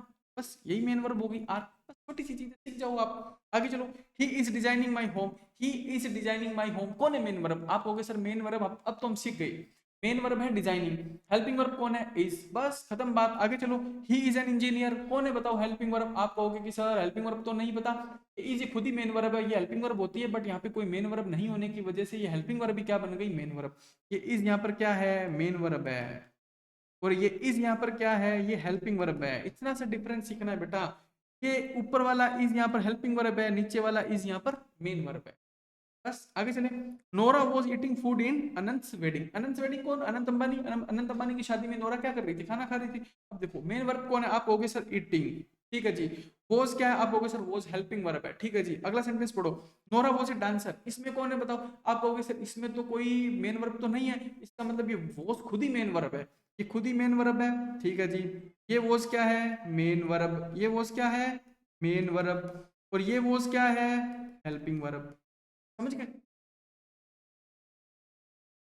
सब्जेक्ट इतना आसान नहीं है बना के, मैं आपको बता रहा हूँ पढ़ा रहा हूँ, और के नंबर बढ़ेंगे, देखना बहुत गजब के बढ़ेंगे, बिल्कुल नंबर बढ़ेंगे। थोड़ी सी मैं जैसे आपको बोलूँ ना, कुछ दिन के लिए, बहुत थोड़े से दिनों के लिए मेरी बातों पर आंख बंद करके विश्वास कर, आपको इंप्रूवमेंट मिलेगा। इधर उधर मत भटको ज्यादा, जो एक इंसान जो कह रहा है उसकी बात मान लो। आगे चलो देखो, हम students were watching panchayat, panchayat एक नई वेब सीरीज आ रखी है सभी आज। अब देखो वॉचिंग, मैंने क्या कहा, मैंने पूछा सर कि बच्चे ये बताओ हेल्पिंग वर्ब कौन है, आप बोले सर हेल्पिंग वर्ब तो है वर, और मेन वर्ब है वॉचिंग, ठीक है सर। आगे देखो दे वर, अब मैंने कहा इसमें कौन हेल्पिंग वर्ब, इसमें आपने बोला सर इसमें हेल्पिंग वर्ब, पहले तो इसमें मेन वर्ब ढूंढेंगे, मेन वर्ब नहीं है। अगर मेन वर्ब नहीं है तो ये वरी क्या हो जाएगी, मेन वर्ब हो जाएगी। आप बोलोगे सर मैं तो कंफ्यूज हो गया, कैसे, कि मुझे तो लग रहा है कि ये इग्नोरेंट है ना, ये कहीं मेन वर्ब ना हो। अगर बेटा ये मेन वर्ब होती, अगर ये मेन वर्ब होती तो ये कैसे लिखी होती, ये आईएनजी फॉर्म में लिखी होती, क्योंकि वर्ब के बाद अगर मेन वर्ब आती है तो कैसे आती है, आईएनजी फॉर्म में। थोड़ा सा अपने यूज करो, थोड़ा सा इसको ऐसे घुमा के देखो, आपको ये सारे आंसर देगा। यानी कि अगर ये वर्ब हेल्पिंग वर्ब, ये वर्ब हेल्पिंग वर्ब होती, इसके बाद जो भी वर्ब लिख रहे हैं वो आईएनजी में लिख रहे हैं ना, तो यहाँ भी आईएनजी होता। यहाँ आईएनजी नहीं है, इसका मतलब ये मेन वर्ब नहीं है। ये अगर मेन वर्ब नहीं है ना इग्नोरेंट, अब आपका कंफ्यूजन हो गया दूर कि सर इग्नोरेंट तो मेन वर्ब नहीं है, क्योंकि अगर ये मेन वर्ब होती तो आईएनजी होता। ये मेन वर्ब नहीं है। अब मेन वर्ब कौन है, आप बोलोगे सर अब तो मेन वर्ब वर ही है, क्योंकि दूसरी कोई मेन वर्ब है ही नहीं, तो वर्ब खुद ही क्या बन जाएगी, और ये वर्ब क्या है, हेल्पिंग, है ना। लोग समझो, हाँ समझ में आए, आप मेरे से हजार बार पूछना, बट जहां तक कोशिश हो वीडियो में यही इसको समझ लो, कोई मुश्किल चीज नहीं है। मतलब ऐसे कहावत होती थी कि यार ये कौन सी रॉकेट साइंस है, अरे यार लोगों ने रॉकेट साइंस भी तो सीख ली ना, आप इतनी बहुत इजीली सीख सकते आगे चलो, कॉन्फिडेंस रखो खुद में। मतलब वो एक कहावत है ना कि कांपते हाथों से तलवारें ना उठाई जाए। तो मानो अभी वो टर्की का प्लेयर था यूसुफ, आपने देखा उस इंसान का कॉन्फिडेंस देखो आप, उम्र कितनी है, 50 ईयर्स ओल्ड, और उसका कॉन्फिडेंस देखो, एक हाथ जेब में है, कोई उसने वो सेफ्टी गोगल्स वोगल्स कुछ नहीं लगाए, सीधा नहीं लगाया ऐसे खड़ा होके। देखो उस बंदे का एटीट्यूड, कहाँ से आया वो एटीट्यूड। वो शूटिंग क्या आसान है? नहीं आसान है, वो बहुत मुश्किल है। हाथ कांपने लग जाते हैं 52 साल की उम्र में। आप देखना अपने गांव में इधर उधर आपको लोग दिखेंगे, वो इतना उसको सटीक रख पाना, इतना स्टेबल रख पाना, इट्स नॉट इजी टास्क। और इतनी उम्र में उसने शुरू भी बहुत लेट किया है। कैसे? बहुत मेहनत की होगी ना, कुछ समय बहुत मेहनत की होगी, इतना कॉन्फिडेंस एक आध जेब में डाला उस बंदे ने, बहुत बड़ी बात होती है यार। अगर आप मेहनत करोगे कॉन्फिडेंस अपने आप निकल के आएगा आप में से। चीजें बिल्कुल भी मुश्किल नहीं है। आगे चलो देखो, some students do their assignments on time. अब बताओ कौन हेल्पिंग वर्ब? हाँ कहोगे सर ये तो हमें तो डू ये एक वर्ब दिख रही, क्योंकि देर तो कोई वर्ब नहीं होती, ये तो हमें पक्का पता है। देर तो क्या होती है, प्रोनाउन होती है, और उसके बाद तो कोई वर्ब है भी नहीं, तो ये डू ही है सर। ये वैसे तो हेल्पिंग वर्ब होती है, बट सर यहाँ पर ये मेन वर्ब का काम कर रही है। क्यों कर रही है? क्योंकि सर यहाँ पे कोई दूसरी मेन वर्ब है ही नहीं। जब कोई दूसरी मेन वर्ब नहीं होती है तो हेल्पिंग वर्ब भी किसका काम कर देती है? मेन वर्ब का काम। तो ये डू यहाँ पर क्या है? Main verb. ठीक है जी सर, आगे चलो। Politicians do not keep their promises. Politicians वादे कभी भी पूरे नहीं करते हैं, वादे नहीं निभाते हैं। अब देखो क्या लिखा है। अब आप कहोगे कि सर इसमें एक तो कीप लिखा है, कीप मैंने पढ़ा है सर, कीप वर्ब होती है। अच्छा ठीक है जी, तो मेन वर्ब है। और देखो, अब मैं कहूंगा डू क्या, आप कहोगे सर ये डू हेल्पिंग वर्ब है।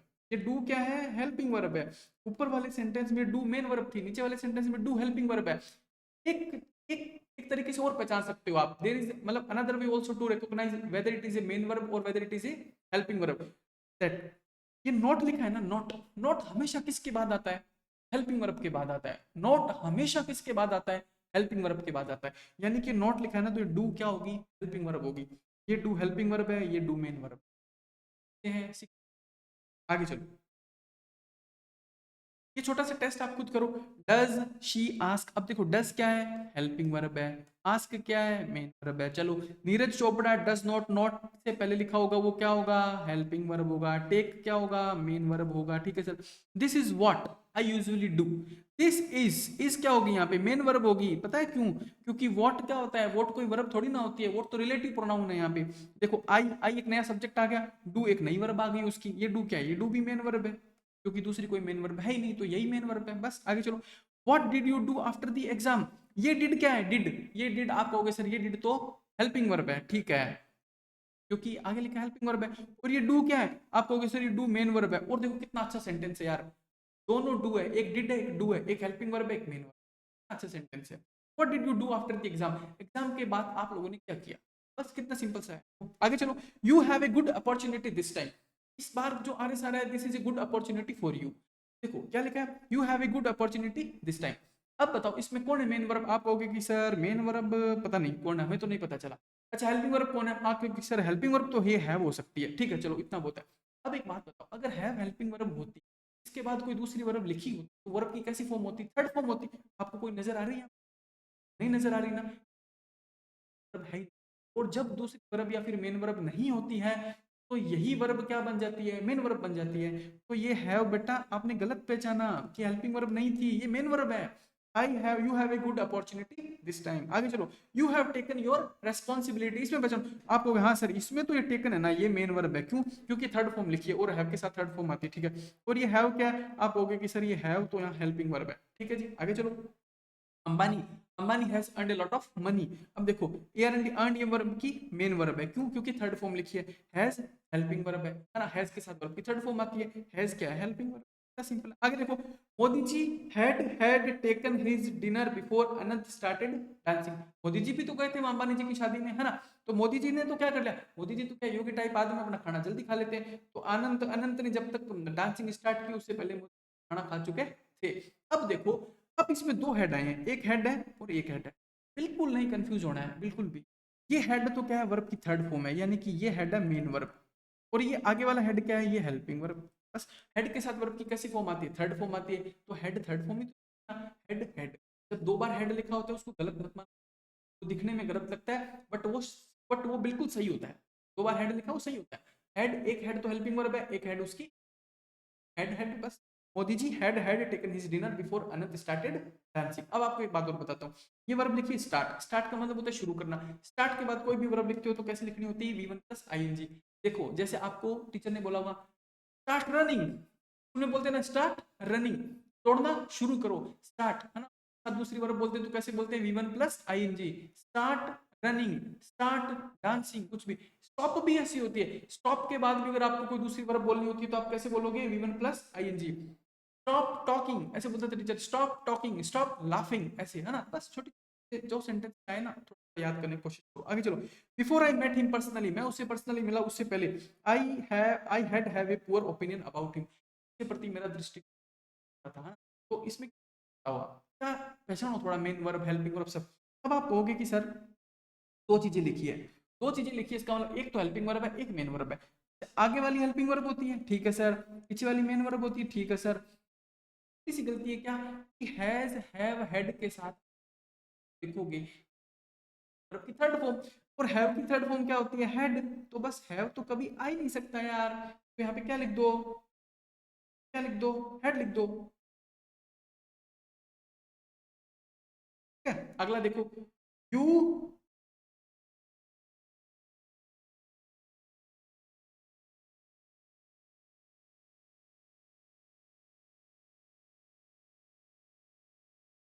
कोई बात नहीं, अगला देखो, you must had attended my classes to perform well in the exam hall, है ना, कि आप लोगों ने क्लास अटेंड की होगी हॉल में, अच्छा। अब देखो मैं कहूंगा कि इसमें पहचानो हेल्पिंग वर्ब और मेन वर्ब। आप कहोगे कि सर एक तो ये हेड लिखा है, ठीक है, ये मस्ट लिखा है, अटेंडेड लिखा है। मस्ट तो हो गया मॉडल, ठीक है सर, ये हेड हो गया, उसके बाद अटेंडेड हो गया, उसके बाद my classes to perform well. अब देखो थोड़ा सा मैंने बस अलग डाल दिया, मॉडल का डाल दिया, बट कोई बात नहीं। मॉडल के बाद मैंने खूब पढ़ा है आपको, मॉडल के बाद कोई भी वर्ब लिखते हैं कैसी फॉर्म, फर्स्ट फॉर्म, है ना, आई कैन डू दिस वर्क। अगर आपको कोई चीज ना याद आए ना कि किसके बाद कौन सी फॉर्म लिखते हैं, तो आप कोई छोटा सा सेंटेंस सोच लिया करो, जैसे I can do this work, I should go, I should done, I should respect, है ना, we should respect our elders, कुछ भी सोच लिया करो, वी शुड रेस्पेक्ट बोला ना, यानी मॉडल के बाद वर्ब की। तो मस्ट के बाद हेड नहीं आएगा, क्या आएगा, फर्स्ट हैव, हैव के बाद वर्ब की थर्ड फॉर्म आएगी जो तो लिखा ना अटेंडेड। हो गया इतना। अब देखो टेंस में मैंने आपको मोटा मोटी खूब सारी, आगे चलते हैं। अब ये देखो टाइम के मैंने आपको पॉइंट बताए थे कि प्रेजेंट होता है, पास्ट होता है और टाइम के तीन पॉइंट होते हैं, प्रेजेंट पास्ट और। अब ये जो थोड़ा सा टाइम का टेंस का कंसेप्ट आपको कल बता दूं, क्योंकि वो 1 घंटा अपना पूरा हो चुका है ना ग्रामर का। अब हम क्या करेंगे, आधे घंटे क्या करेंगे, वोकैब पढ़ेंगे। देखो ये मैं आपको इसलिए पढ़ा रहा हूँ कि आप यार, मैं मानता हूँ पैसा देना है ना और किसी पे भरोसा करना मुश्किल काम हो, बट आप आपको करना तो पड़ेगा ना, करना पड़ेगा मेरे पे करके। दूसरी बात ये कि ये आप अब कैसे मैं वो कैब पढ़ाऊंगा, अब मैं क्यों पढ़ा रहा हूँ कैब कि आप थोड़ा देखो कि मैं कैसे आपकी हेल्प कर सकता, आप इस वीडियो से थोड़ा देखो, ऐसा ही पूरा कोर्स चलेगा, कि बिल्कुल भी कोई डेमो क्लास नहीं है। पहले भी खूब सारे लेक्चर पढ़े ऐसे ही पढ़ाता हूँ मैं, ऐसे आपको पढ़ाया है बिल्कुल हमेशा। तो ये थोड़ा सा देखो, मैंने ठीक है मैंने वोकैब का मेरा कोई वीडियो नहीं है तो आज इसलिए मैं वोकैब भी पढ़ा रहा हूँ। आप देखो क्या मैं आपकी रियली हेल्प कर सकता, अगर मैं आपकी हेल्प कर सकता हूँ तो आप बेझिझक जुड़ो हमसे, है ना, आपको फायदा होगा। देखो मतलब मैं आपका भला चाहता हूँ, मैं आपका बहुत भला चाहता हूँ। आप इसमें चाहे मेरा स्वार्थ मान लो, सर आपका स्वार्थ है इसमें, बट मैं भला तो चाहता हूँ ना, क्योंकि आप लोगों का सिलेक्शन होगा तभी मेरा नाम है, मेरा स्वार्थ मैं मानता हूँ, मेरा स्वार्थ है इसके अंदर। बट चाहता तो मैं भला ही हूँ, फिर भी बुरा तो नहीं चाहता, बुरा नहीं चाह सकता, मैं भला ही चाहूंगा। मैं यही चाहूंगा आपके ज्यादा से ज्यादा नंबर आए, आपके ज्यादा से ज्यादा नंबर आए, आपके अच्छी रैंक आए, आप कहीं मेरा नाम लोगे, मेरा नाम होगा, स्वार्थ है। पैसे भी कमाऊंगा उसके बाद, वो एक अलग चीज है, बट मेरा नाम होगा ना, वही मेरा स्वार्थ। बट आप तो इतना, आप भी स्वार्थी बनो, आप तो इतना सोचो, ये इंसान चाहेगा हमारा भलाई, चाहे कुछ भी हो जाए, ये बुरा नहीं चाह सकता, ये गलत डायरेक्शन नहीं देगा हमें कभी, गलत बात नहीं बता, नहीं बताऊंगा आपको कभी। चले आगे। अब देखो अब हम ये सीखते हैं कि वोकैब को कैसे पढ़ना है ना। अब देखो मैं आपको इतनी हेल्प करूंगा ना वोकैब में भी, आप खुद ऐसे सोचते रहोगे कि यार सर आपने इतनी बड़ी मतलब हमारी ये वोकैबलरी कैसे बना दिया, 2-2.5 हजार वर्ड याद करना, सच ए बिग टास्क है ना। काम होता है, इतना आसान नहीं। और मैं आपको धीरे धीरे धीरे धीरे देखना सब याद करवा दूंगा, मत करो। अब देखो, ए प्लेस, एक का मतलब एक, प्लेस मतलब जगह, वेयर मतलब जहां, एनिमल्स आर स्लॉटेड, स्लॉटर का मतलब होता है जानवरों को काटना होता है, जानवरों को काटा जाता है, उस जगह को क्या बोलते हैं आप बताओ? हिंदी में उस जगह को बोलते हैं जैसे बुच्चड़ खाना बोलते हैं, कसाई खाना बोलते हैं।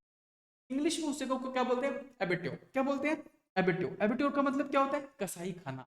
अब देखो, 4 बार बोलो, जो कसाई खाना होता है उसको इंग्लिश में क्या बोलते हैं? एबेट्योर। क्या बोलते हैं? एबेट्योर। एबेट्योर को हिंदी में क्या बोलते हैं? कसाई खाना, है ना? अब देखो, ये जो इंग्लिश लिखी है ना, ये आपको समझ में जाएगी, आप इसको याद मत करना। कोई भी बच्चा इस लाइन को रटने की कोशिश नहीं करेगा, इस लाइन को कभी नहीं रटना है, इसको हमेशा समझना है कि इसमें लिखा क्या है। ए प्लेस एक जगह, वेयर मतलब जहां, एनिमल्स मतलब जानवरों, काटा जाता है, ऐसी जगह का वन वर्ड क्या होगा? अगर आपको ये याद होगा आप लिख दोगे आराम से, बट आप सोचो मैं लाइन और ये दोनों एक साथ याद कर लूं, ये गलती आप कभी मत करना, आप नहीं कर पाओगे। आप इस लाइन को याद नहीं कर पाओगे, आपकी एनर्जी वेस्ट होगी, यूजफुल भी नहीं है, फिजिबल भी नहीं है, प्रैक्टिकल भी नहीं है, फायदा भी नहीं है। आप इस लाइन को मत याद करना, इस लाइन को थोड़ा सा हल्का लिखा क्या क्या बोलते हैं? एबिट्योर बोलते हैं ना, ABATTO, एबिट्योर। एबिट्योर मतलब कसाई खाना, एबिट्योर मतलब कसाई खाना। अच्छा ठीक है जी।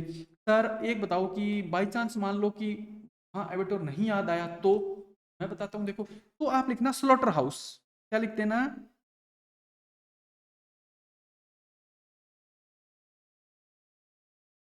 Slaughter house. स्लॉटर हाउस का मतलब भी होता है कसाई खाना। स्लॉटर हाउस का मतलब क्या होता है? कसाई खाना। देखो, एबेटोर, एबेटोर मतलब कसाई खाना, स्लॉटर हाउस, स्लॉटर हाउस का मतलब भी क्या होता है? कसाई खाना। और देखो एक और वर्ड होता है बुच्चरी, वो भी लिख देना, याद करना। बुच्चड़ खाना होता है ना, बुच्चड़ खाना भी तो बोलते हैं, बस वैसा इंग्लिश में होता है बुच्चेरी। हाँ, BUTCHERY, बुच्चेरी। इसका मतलब भी क्या होता है? कसाई खाना। हिंदी में भी देखो ऐसा मिलता जुलता नाम है, बुच्चड़ खाना। बुच्चेरी और बुच्चड़ खाना दोनों देखो कितने, है ना? इसलिए आपको याद रह जाएगा। और आप देखो, आपको याद करने के लिए क्या करना, थोड़ा लिख लिख। मैं आपको एक बात बताता हूँ, मैंने आपको 1 घंटे ग्रामर पढ़ाई आपको, आप कभी भी दोबारा 1 घंटे ग्रामर नहीं पढ़ोगे, इसको सेम थ्योरी को दोबारा 1 घंटे नहीं पढ़ना है। मैंने जितना पढ़ा है उसको 10 मिनट में रिवाइज करना है। कितने मिनट में? 10 मिनट। 1 घंटे की ग्रामर को सिर्फ 10 मिनट में रिवाइज करना है, और आपकी रिवाइज होगी, मैं कह रहा हूँ। ये तो मैं एक दिन की बता रहा हूँ, आप मेरे साथ सीखते चलो, मैं पूरा टेंथ आपको ऐसा कर दूंगा कि आप 15 मिनट में रिवाइज करोगे मेरे साथ, है ना? अभी आप इतना काम करते रहो, लेकिन देखो, वोकैब के लिए क्या करना है, थोड़ी मेहनत करनी पड़ेगी यार। वोकैब लिख लिख के याद करना, ऐसे एक कहीं भी पेज पे ऐसे लिख के, एबिट्योर, ABATTOIR, एबिट्योर मतलब कसाई खाना, SLAUGHTR slaughter house, slaughter house मतलब कसाई खाना, बछड़ खाना, बुचे ना। इनको क्या करना, एक पेज पे कहीं जेब में डाल लिया, कहीं भी मोबाइल में फोटो खींच के रख ली, कहीं भी बैठे हो, चाय पी रहे हो, मन मन गाते रहो, बैठे हो मन गाते रहो। देखो मन भागता है, जब वहां चाहे कि जाऊं वहां बैठूं, उसको उसी को अपना हथियार बना लो ना, वहां बैठे बैठे दोहराते रहो। करते हैं लोग, मैं तो खुद ऐसे ही करता था, बस चलता चलता कहीं भी दोस्तों के साथ भी जा रहा हूँ, मन नहीं करता यार, मन करता है कि चलेंगे घूमेंगे फिरेंगे, बट थोड़ा कुछ लेता हूँ कि थोड़ी हेल्प मिल जाए, थोड़ी पढ़ाई भी हो जाए, जब भी कोई पर्ची डाल लेता हूँ वर्ड लिख के, या मोबाइल में कोई फोटो खींच लेता हूँ, उसको बार बार देख लेता हूँ। मोबाइल चलाने का मन करता है, बार बार फोटो को देख लेता हूँ। स्लॉटर हाउस, हाउस में बुचेरी मतलब बुचड़ खाना, एबिटोर मतलब बुचड़ खाना, याद हो जाता है ऐसे। आगे चलते हैं, देखो, सीखा एक वर्ड आप लोगों ने। और देखो, आपको एक बात बताता हूँ, ये जो PDF है ना आपको वोकैब की, ये आपको कल ऐप के ऊपर अवेलेबल हो जाएगी। आप इसका प्रिंट ले लेना। प्रिंट लेने के बाद आपको क्या करना है, जो कुछ भी मैं एक्स्ट्रा वर्ड आपको बताऊं वो यहाँ ऐसे लिख लिया करो, स्लॉटर हाउस, है ना? स्लॉटर हाउस यहीं लिख लो, SLAU, अरे ये क्या हो, यहीं यहीं लिख लो, SLAUGHTER, स्लॉटर हाउस, याद रहेगा आपको। यहीं लिख लो बुच्चेरी, BUTC, याद रह जाएगा आपको। ये दो और होते हैं। आगे चलो, a man who is head of A monastery और एन एबे, है ना? इंसान, हेड का मतलब क्या होता है? मुखिया। किसका? मोनेस्ट्री का। मोनेस्ट्री क्या होती है? जैसे हमारे मंदिर होते हैं, टेम्पल, लेकिन वो जो बाकी रिलीजन है उनके अंदर इस टाइप नहीं होते हैं। टेम्पल मतलब हमारे होते हैं, और भी ग्रीक में भी टेम्पल होते थे, रोमन में भी टेम्पल होते थे, बट बाकी बहुत सारी जगह नहीं होते। तो मोनेस्ट्रियाँ लेकिन अलग चीज होती है टेम्पल से। मोनेस्ट्री में क्या होते हैं? मॉन्क और नन होती है ना, वो जो जिन्होंने अपने सामाजिक जीवन त्याग दिया, गृहस्थ जीवन त्याग दिया, और वो सन्यासी टाइप बन गए, वहाँ उन मोनेस्ट्रियों में रहते हैं, वहीं खाना खाते हैं, पूजा पाठ करते हैं, अपना जीवन व्यतीत करते हैं। उन्होंने संसार मोह माया सब त्यागा हुआ होता है, और वो नन और मोंक वहां रहते हैं, उसको बोलते हैं। एबे भी ऐसा ही होता है, मतलब मठ टाइप होता है। मठ आप समझ गए ना, मठ क्या होता है, जैसे मठ, एबे मतलब होता है मठ, है ना। अब देखो मठ या फिर मोनेस्ट्री, एबे फिर मोनेस्ट्री, उसके हेड को क्या बोलते हैं? उसके हेड को बोलते हैं योगी आदित्यनाथ। क्या बोलते हैं? योगी आदित्यनाथ। योगी आदित्यनाथ क्या है? महंत हैं। कहाँ के? वो जो उनका गोरखपुर में धाम है, वहां के क्या है? महंत है। महंत को इंग्लिश में क्या बोलते हैं? एबोट। क्या बोलते हैं? एबोट। अब देखो मैं आपको एक बात बताता हूँ, जैसे अरामिक फैमिली की जो लैंग्वेज है, जैसे देखो अब मैं आपको देश बताता हूँ, जैसे आर्मेनिया, अजरबैजान है, और ऐसे बहुत सारे जो वहाँ के आसपास के देश है ना, आर्मेनिया के आसपास के अजरबैजान, और वहाँ के जो, मैं ऐसे नाम भूल गया, वहाँ जो अरेबिक लैंग्वेज है ना, उसमें क्या होता है कि मुखिया को क्या बोला जाता है? अब्बा बोला जाता है। क्या बोला जाता है मुखिया को? अब्बा। मुखिया को क्या बोला जाता है? अब्बा। और मैं आपको बताऊं, देखो अपने देश के अंदर भी अपने जो मुस्लिम कम्युनिटी के भाई हैं, वो भी अपने पिताजी को क्या बोलते हैं? अब्बा या फिर अब्बू। ये जो अब्बा या फिर ये जो अब्बू वर्ड है ना, ये वहां से आया, आर्मेनिया से आया हुआ वर्ड है। वहां इस उस लैंग्वेज में इसका मतलब होता है मुखिया, है ना, उसका मतलब क्या होता है? मुखिया।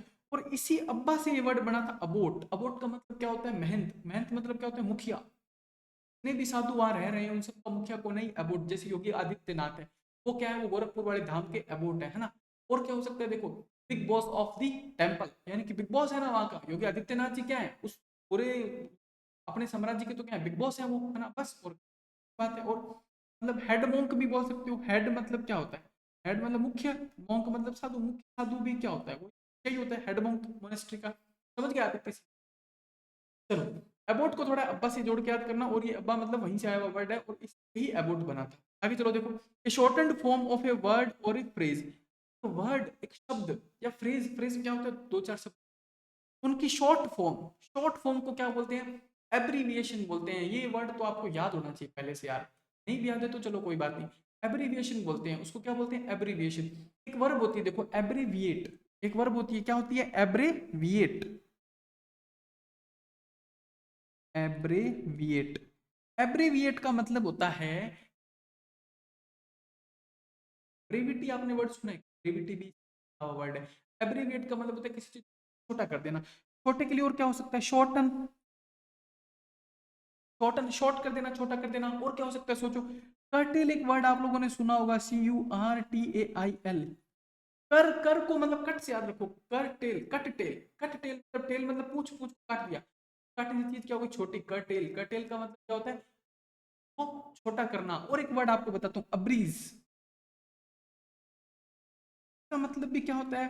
किसी चीज को छोटा कर देना, है ना, श्रिंक कर देना, दबा देना। सभी का मीनिंग होता है छोटा कर देना।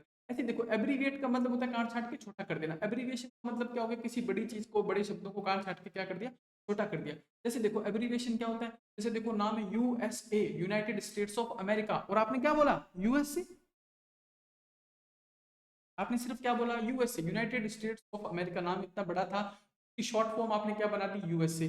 यूके है जैसे यूनाइटेड किंगडम, यूएनओ है, ये सभी क्या है? ये सभी तो क्या है? शॉर्ट फॉर्म है।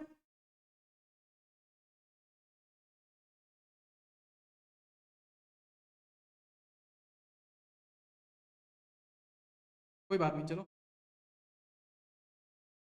ये सभी तो क्या है? शॉर्ट फॉर्म ही है उसकी। Hello hello hello. चलो, अब देखो, जैसे यूके है, ये यूनाइटेड किंगडम, यूनाइटेड किंगडम की शॉर्ट फॉर्म है। यूनाइटेड स्टेट्स ऑफ अमेरिका है, उसकी शॉर्ट फॉर्म क्या? यूएसए है। ये बहुत सारी शॉर्ट फॉर्म में, यूएनओ है ना, यूनाइटेड नेशंस ऑर्गेनाइजेशन, यूएनओ छोटी शॉर्ट फॉर्म लिख दी। सभी क्या है? उसके एब्रीविएशन है ना, छोटा रूप है, संक्षिप्त रूप है उसका। जैसे इन सब को क्या बोलते हैं? English abbreviation. अब मैं आपको बताता हूँ, देखो पहले के जमाने में क्या होता था, जैसे मतलब ग्रीक साम्राज्य था, रोमन साम्राज्य था, उनमें क्या होता था? सब कुछ मतलब क्या, फोटोकॉपी करवा लेते हैं फटाफट। पहले हाथ से लिखना होता था सब कुछ, और मतलब पेज भी नहीं होता था, पत्थरों के ऊपर लिखना होता था, ताम्र पत्रों पे लिखना होता था।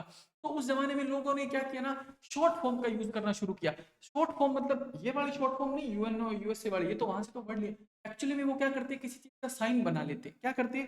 जैसे देखो उन्होंने कैसे साइन बना लिया, ऐसे मान लो ये इंसान है, ऐसे ऐसे ये इंसान दौड़ता हुआ है, मान लो इसका साइन बना लिया, यानी कि आदमी क्या कर रहा है? दौड़ रहा है। शॉर्ट फॉर्म यूज करने लग गए थे वो। वहीं से धीरे धीरे चलते चलते शॉर्ट फॉर्म का ये कल्चर शुरू हुआ और धीरे धीरे फिर एब्रिविएशन जैसे वर्ड हमारी डिक्शनरी में आए।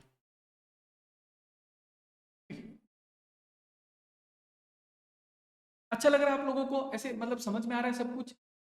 ना समझ में आए, नहीं अच्छा लगे या कुछ कोई डाउट हो तो आप लोग बताना जरूर है, बट समझने की कोशिश करो, आपको सब कुछ समझ में आएगा। और यार मतलब कोई नहीं करवाने वाला वो कैब आपको। क्या आप पिछले साल आपने एग्जाम दिया, किसी ने करवाई आपको? आपने खूब पेड कोर्स खरीदे थे, किसी ने करवाई? अब तो क्या पता कोई देख के करवा भी देगा, किसी ने करवाई? कोई नहीं करवाने वाला। कोई इतना परफेक्ट नहीं सब चीजों की, मतलब डीप से चीजें पढ़े, तैयार करे, बच्चों को पढ़ाए, सिखाए, उनके ट्रिक बनाए, निमोनिक बनाए, नहीं करते हैं लोग यार। अगर कोई इतनी मेहनत कर रहा है तो उसको आप उसकी वैल्यू को समझ। हर चीज को यूं ही मत सोचो कि ये कोई पैसा कमाने आ गए, ये करने आ गए। कोई नहीं है ऐसे, कोई कोई नहीं आता है, और हजारों जगह कमाने के लिए यार। बट कोई मेहनत कर रहा है तो उस चीज को थोड़ा सा समझो। आगे चलो। To formally give up. Give up का मतलब क्या होता है? जैसे बहुत लोगों की टी शर्ट पे लिखा होता है never never never give up, मतलब कभी कभी कभी नहीं गिव अप नहीं करना है। गिव अप नहीं करना मतलब किसी भी चीज के आगे घुटने नहीं टेकने हैं, छोड़ना नहीं है किसी भी काम को बीच में। जैसे आपने आरएस की तैयारी शुरू कर दी तो इसको बीच में छोड़ना नहीं है, बीच में बंद नहीं करना है। आरएस बन के ही बंद करना है इसको। ऐसा नहीं करना है कि आरएस बनने आए थे, कोचिंग भी कर ली, एक आधा मेंस भी दे लिया, एक आधा इंटरव्यू भी दे लिया, हो सके तो अच्छा खासा एक्सपीरियंस लेके आरएस का, और चले गए, कुछ कोई नौकरी नहीं ले पाए। हम यहाँ जयपुर में या फिर हमने तैयारी शुरू आरएस के एग्जाम का एक्सपीरियंस लेने के लिए नहीं की है, आरएस बनने के लिए की है। आरएस बनने के लिए क्या जरूरी है वो सीखो, ना कि एक्सपीरियंस के कि क्या एक्सपीरियंस तो बताओगे दुनिया में कि मैंने मेंस लिखा, मैंने उस समय वो मैंने इंटरव्यू दिए। सवा होगा एक दिन, क्या किस बात का? जो बात मैंने आपको कही थी कि पेपर इजी था। आप खुद सोचोगे उस समय यार आरएस इतना भी टफ नहीं था, मैंने थोड़ी बहुत पढ़ाई नहीं की, वरना यार मेरा वो दोस्त बन गया, मेरा वो जानकार बन गया, वो मेरे साथ कोचिंग में बैठता था, उसको तो इतना ज्यादा आता भी नहीं था, वो भी बन गया, मैं भी बन सकता था यार ना। दिन पछतावा होगा। ये आज आपको मेरी कोई बात बुरी लग सकती है, आपको लगे चाहे कोई, मुझे कोई फर्क नहीं पड़ेगा, बट उस दिन आपको मेरी बात याद आएगी कि यार वो इंसान सही, इतना टफ नहीं था। बहुत लोग बने, आपके साथ के लोग बनेंगे देखना, जिनको आप ऐसे सोचते हो कि यार ये मेरे जैसे है ना, वो बनेंगे। आपको भी बनना है, सिर्फ एक्सपीरियंस लेने नहीं आए हो, आरएस बनने आए हो ना। आगे चलो, देखो ज्यादा टाइम नहीं खराब करूंगा। तो फॉर्मली गिव अप, फॉर्मली मतलब एकदम फॉर्मल तरीके से किसी चीज को छोड़ देना, क्या बोलते हैं? एब्डिकेशन। एब्डिकेशन एक्चुअली में होता है त्याग पत्र। एब्डिकेशन एक्चुअली होता है कि किसी राजा का अपना साम्राज्य, अपना थ्रोन छोड़ देना, मतलब अपनी राजगद्दी छोड़ देना, उसको बोलते हैं एब्डिकेशन। एब्डिकेशन में देखो इसका, इसको याद करने की ट्रिक छुपी है। एब्डिकेशन का एप देखो, अब डिक्ट, डिक्ट का मतलब होता है दिक्कत। दिक्कत हम किसको बोलते हैं? सोचो, दिक्कत हम किसको बोलते हैं हमारी लोकल लैंग्वेज में? दिक्कत हम बोलते हैं प्रॉब्लम को। यानी कि ए बी वाला, अब दिक्कत है, अब दिक्कत है राजा को, तो अब राजा को क्या करना पड़ेगा? अपना साम्राज्य छोड़ना पड़ेगा। वो शेख हसीना को प्रॉब्लम हुई, अब दिक्कत हुई, तो उसको क्या करना पड़ा? एब्डिकेशन करना पड़ा, त्यागपत्र देना पड़ा, वहां से भागना पड़ा रातों रात, है ना। वो होता है एब्डिकेशन, एब्डिकेट करना, छोड़ देना। और देखो ऐसा ही एक वर्ड और सिखाता हूँ आपको, अबंडन होता है, abandon, ABNDON, ABANDON, abandon. Abundant का मतलब होता है छोड़ा हुआ, छोड़ दिया जिसको। जैसे मैं आपको बताता हूँ, बहुत पुरानी पुरानी बिल्डिंग होती है बहुत शहरों में, जो अब रहने लायक नहीं बची है, उन बिल्डिंगों के ऊपर क्या लिखा होता है? अबंडेंट लिखा होता है कि ये सब त्यागी हुई बिल्डिंग है, आप इनके अंदर मत जाओ, ये कभी भी गिर सकती है। और आपको बता दो, मतलब इधर आप कभी मतलब ट्रेन में जाओगे कहीं, आप देखना बहुत सारे मतलब पुराने खंडर मिलेंगे आपको वहाँ, जो रेलवे ने बहुत पहले बनाए थे अंग्रेजों के जमाने में ना, वो अब खंडर हो चुके हैं बहुत बुरे तरीके से। उन बिल्डिंगों के ऊपर भी आपको लिखा मिलेगा अबंडेंट, यानी कि ये बिल्डिंगें सरकार के द्वारा त्याग दी गई हैं, अब ये कभी भी गिर सकती हैं, आप इनके अंदर मत जाना, है ना। बस ऐसे abandon हुई। और देखो और ऐसे बहुत सारे वर्ड होते हैं। रिनाउंस होता है एक वर्ड, रिनाउंस। रिनाउंस का मतलब भी त्याग देना होता है। रेलिंक्विश होता है, उसका मतलब भी त्याग देना होता है। ऐसे सारे वर्ड होते हैं, दो चार वर्ड, मतलब एक वर्ड के साथ दो चार जोड़ के चलेंगे तो आपको याद रह जाएगा। एब्डिकेशन मतलब त्याग देना, अबंडर मतलब त्यागा हुआ, रिनाउंस मतलब RENOUNCE मतलब त्याग देना, रेलिंक्विश मतलब त्याग देना। बहुत सारे एक वर्ड होता है एब्जॉर, ABJURE, एब्जॉर का मतलब होता है त्याग देना। मतलब इसको भी देखो ऐसे याद करो ट्रिक से। ए बी मतलब अब, जोर मतलब जरूरत, अब जरूरत नहीं है, जरूरत नहीं है तो क्या कर देंगे? त्याग देंगे। अब दिक्कत है, दिक्कत है तो क्या करना पड़ेगा? त्यागना पड़ेगा। अब जोर, अब जोर, अब जरूरत नहीं है तो क्या करना पड़ेगा? त्यागना पड़ेगा। जोड़ के याद कर लो, आपको याद रह जाएगा। आगे चलो। Ritual washing of the body, body मतलब हमारा शरीर, रिचुअल मतलब धार्मिक, वॉशिंग मतलब धोना। इसको तो क्या बोलते हैं? एब्ल्यूशन। एब्ल्यूशन को थोड़ा सा जोड़ के याद करो, लोशन से, लोशन, लोशन, लोशन क्या होता है? बॉडी को धोने वाला बॉडी लोशन है ये, मतलब जो भी सॉफ्ट लोशन है मान लो, लोशन से, थोड़ा सा जोड़ के याद करो। अब्ल्यूशन, अब्ल्यूशन का मतलब होता है स्नान नहीं होता, अब्ल्यूशन का मतलब होता है धार्मिक स्नान। अब्ल्यूशन का मतलब होता है धार्मिक स्नान। देखो जो अब्राहमिक रिलीजन है ना, जैसे ये जूस है, मुस्लिम्स हैं और क्रिश्चियंस हैं, ये अब्राहमिक रिलीजन, इनके अंदर एब्ल्यूशन का बहुत महत्व है, बहुत महत्व है। मतलब एब्ल्यूशन करते हैं, जैसे जब किसी को, तो आपने देखा होगा क्रिश्चियनिटी में तो क्या करते हैं, वो होली वाटर पिलाते हैं और करते हैं, तो एब्ल्यूशन का बहुत महत्व है। और मैं आपको बताऊं, देखो जेरूसलम, जैसे वो इजराइल के अंदर तो उनका जेरूसलम के अंदर टेम्पल माउंट है, अगर आप लोगों ने सुना हो तो। टेम्पल माउंट के 4 गेट हैं, उनमें से भी शायद एक गेट का नाम एब्ल्यूशन गेट है ना। तो एब्ल्यूशन बहुत इंपॉर्टेंट चीज है अब्राहमिक रिलीजन में। एब्ल्यूशन का मतलब होता है स्थायी स्नान, धार्मिक स्नान। एब्ल्यूशन, एब्ल्यूशन को जोड़ के अंदर को लोशन से, धार्मिक स्नान टाइप ऐसे। चलो आगे चलते हैं।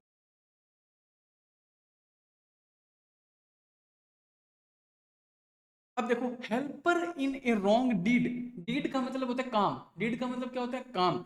हेल्पर, हेल्पर का मतलब क्या होता है मददगार, सहायक। रॉन्ग का मतलब क्या होता है गलत, गलत काम में जो आपका सहायक है। या फिर क्राइम, क्राइम क्या होता है अपराध, अपराध में जो आपका सहायक होता है उसको क्या बोलते हैं अकम्प्लाइज, उसको क्या बोलते हैं अकम्प्लाइज। यानी कि गलत काम में जो आपका साथ देता है, आपका साथी चोरी करने आपके साथ जा रहा है, कुछ गलत काम करने आपके साथ जा रहा है, तो आपका अकम्प्लाइज है ना, गलत काम का। कंपेनियन क्या होता है अच्छे काम का साथी होता है।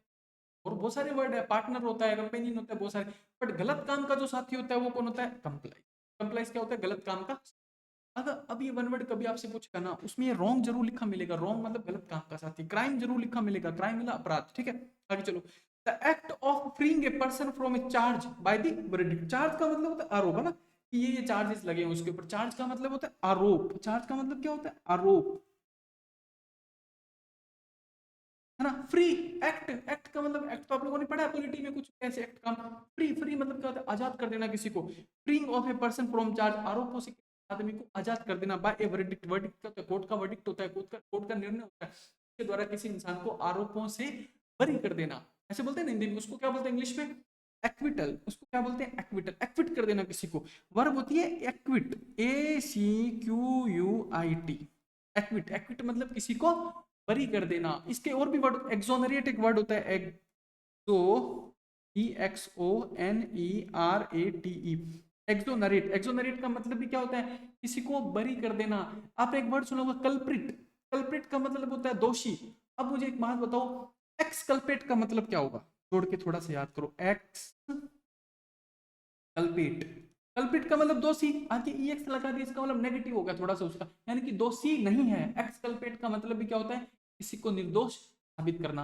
अब आप कहोगे सर दोष साबित करना, दोष साबित करना हो तो किसी को किसी गलत काम के लिए जिम्मेदार भी तो ठहराया जाता है ना, कन्विक्ट। उसको क्या बोलते हैं कन्विक्ट। कन्विक्ट का मतलब होता है किसी को किसी दोष के लिए जिम्मेदार ठहराना, यानी कि दोषी करार देना, उसको बोलते हैं कन्विक्ट, है ना। वो तो एक्विट होता है convict, equity convict, equity convict, है ना। एक्विटल निर्दोष सिद्धि, बस वही एक्सोनरेट, एक्सकल्पेट, बस छोटे वर्ड है आपको याद हो जाएंगे। आगे चलो। One who walks on ropes, rope क्या होती है रस्सी, रॉक होती है, रॉक होती है रस्सी। जो इंसान रस्सी पर चलता है उसको क्या बोलते हैं एक्रोबेट। एक्रोबेट कौन होता है बाजीगर, जो कलाबाजियां दिखाता है ना, कभी रस्सी पे चलता है, कभी कूदता है, कभी ये करता है, ये बॉडी में बहुत फ्लेक्सिबिलिटी होती है, वो होता है एक्रोबेट, है ना। वैसे देखो इसका प्रॉपर वर्ड होगा फुनेम्बुलिस्ट, मैं आपको लिख देता हूँ। एक्रोबेट इसका हालांकि प्रॉपर वर्ड है नहीं, वैसे इसका प्रॉपर वर्ड मैं लिखता हूँ क्या होगा, देखो एक मिनट, ठीक है। प्रॉपर वर्ड आप इसका ऐसे लिख लो,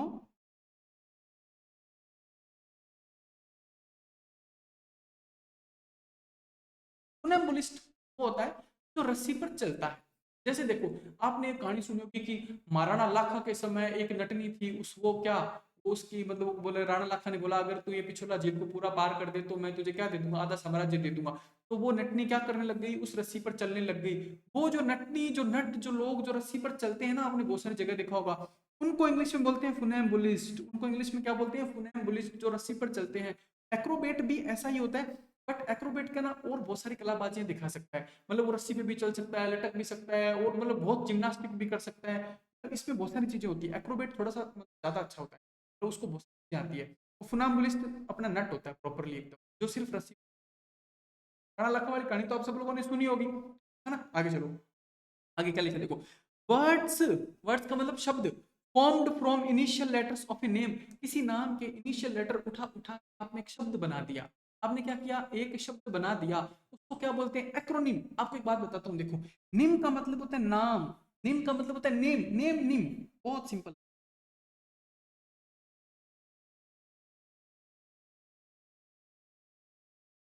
आप लोगों को निम का मतलब होता है नाम, निम, निम का मतलब होता है नेम। आपको एक बात बताता हूँ, देखो वर्ड होता है ACRO, एक्रो। एक्रो का मतलब होता है हाइट, टॉप एंड, किसी भी मतलब किसी भी चीज का आगे का सबसे हिस्सा या फिर ऊंचे वाला सबसे, एक्रो। यानी कि देखो कोई बहुत सारे वर्ड थे छोटे, आपने उनके आगे आगे के एक वर्ड उठा के एक अलग ही वर्ड बना दिया। जैसे इसरो, तो एक वर्ड की फुल फॉर्म होती है, इसरो की फुल फॉर्म होती है, आई का मतलब अलग होता है, एस का मतलब अलग होता है, आर मतलब अलग होता है, ओ अलग होता है। आपने सबका एक एक वर्ड उठा के आपने क्या बना दिया, एक ही वर्ड बना दिया, क्या बोला, इसरो। नासा, नाटो, नाटो एक वर्ड है ना प्रॉपर, एन का मतलब अलग है, ए मतलब North, North Atlantic Treaty Organization, अलग अलग मीनिंग है सबके। एक एक वर्ड उठा के आपने क्या बना दिया, एक वर्ड बना दिया, उसको आपने क्या बोल दिया, नाटो। क्या बोलते हैं इंग्लिश में, एक्रोनिम, है ना। आगे चलो, देखो देखो जैसे आजकल बहुत सारे, आप क्या करते हो, व्हाट्सएप पे भी खूब सारी चीजें लिखते हो ना। एक एक वर्ड चलता है, आप लोगों को पता हो नहीं पता, मुझे नहीं पता, किस। अब कोई कोई आपको कोई लड़के से किस लिख के भेज देना, तो आप उसका मतलब वो किस समझ लेना। इसका मतलब पता है आजकल क्या होता है, इसकी किसका मतलब होता है, keep it simple stupid, stupid. ये भी क्या है, ये भी क्या है, एक एक्रोनिम है आजकल ना, जो खूब लोग यूज करते हैं। एक आप लोगों ने लिखा हुआ है, ऐसे लिख देते हैं लोग, लोल, है ना। ये भी क्या होता है, लाफ आउट, वो लाउड, लाफ आउट लाउड, है ना, ऐसे। ये भी क्या है, एक एक्रोनिम है। ये सब क्या है, आजकल एक्रोनिम बनने लगे बहुत सारे ना। ये मीनिंग होता है संक्षिप्त नाम। आगे चलो, फियर ऑफ हाइट, मैंने आपको अभी बताया था, एक्रो का मतलब हाइट होता है, एक्रो मतलब हाइट, फोब मतलब डर, फोबिया मतलब डर, मेनिया मतलब पागलपन। दो वर्ड आएंगे आपके सामने जिंदगी में, देखो एक आएगा फोबिया, फोबिया मतलब होता है डर, एक होता है मेनिया, मेनिया मतलब होता है पागलपन किसी चीज को करने का, उसको क्या बोलते हैं, मेनिया, है ना।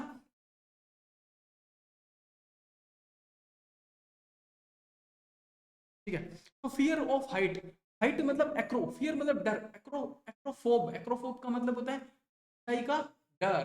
चलो आगे, याद कर, एक बार पढ़ोगे सारे याद हो जाएंगे, इतनी मेहनत मैं आपको करके दे रहा हूँ ना यार। अगला देखो, things to be added at the end of a book और एनी अदर थिंग, किसी भी चीज के लास्ट में जोड़े जाने वाले, किसी बुक हो, लेटर हो, कुछ भी, उसके लास्ट में जो जोड़ते हैं उसको क्या बोलते हैं, एडेंडम। यार कितना सिंपल है, जोड़ने को इंग्लिश में क्या बोलते हैं, ऐड करना, ऐड करना मतलब जोड़ना होता है। लास्ट में जोड़ रहे हो, लास्ट को इंग्लिश में क्या बोलते हैं, एंड, लास्ट को इंग्लिश में क्या बोलते हैं, एंड। तो एंड में जोड़ने को क्या बोल दिया आपने इंग्लिश में, एडेंडम। कितना सिंपल है देखो, लास्ट में किसी चीज को जोड़ने को आपने इंग्लिश में क्या बोल दिया, एडेंडम। एडेंडम मतलब किसी चीज को लास्ट में जोड़ना। जबकि हिंदी का वर्ड ज्यादा मुश्किल है, परिशिष्ट, परिशिष्ट को याद रख पाना ज्यादा मुश्किल है, एडेंडम को याद रख पाना ज्यादा इजी है, मैं आपको बताऊं। और आपको बात बताता हूँ, देखो एवोल्यूशन आपने एक वर्ड पढ़ा था, हिंदी में भी इसके जैसा एक वर्ड होता है, प्रक्षालन बोलते हैं उसको। अब सोचो, एवोल्यूशन याद करना आसान है, प्रक्षालन याद करना मुश्किल है। एक योगा भी होता है जिसको शंख प्रक्षालन बोलते हैं, अपने बॉडी के अंदर की। यार प्रक्षालन वर्ड को याद करना मुश्किल है, एवोल्यूशन को याद करना आसान है। तो अपने दिमाग की मतलब उसका एटीट्यूड को चेंज करो, माइंड को चेंज करो, ज्यादा आसान है उल्टे की, इंग्लिश ज्यादा आसान है। मैंने आपको जब लेटर पढ़ाया था तो मैंने बताया था, लेटर के लास्ट में अगर किसी चीज को जोड़ते हैं तो उसको बोलते हैं पोस्ट स्क्रिप्ट। पोस्ट मतलब बाद में, स्क्रिप्ट मतलब उसके अंदर कुछ और लिखते हैं, स्क्रिप्ट। बस पोस्ट स्क्रिप्ट भी क्या होता है, एडेंडम जैसा ही होता है, पोस्ट स्क्रिप्ट।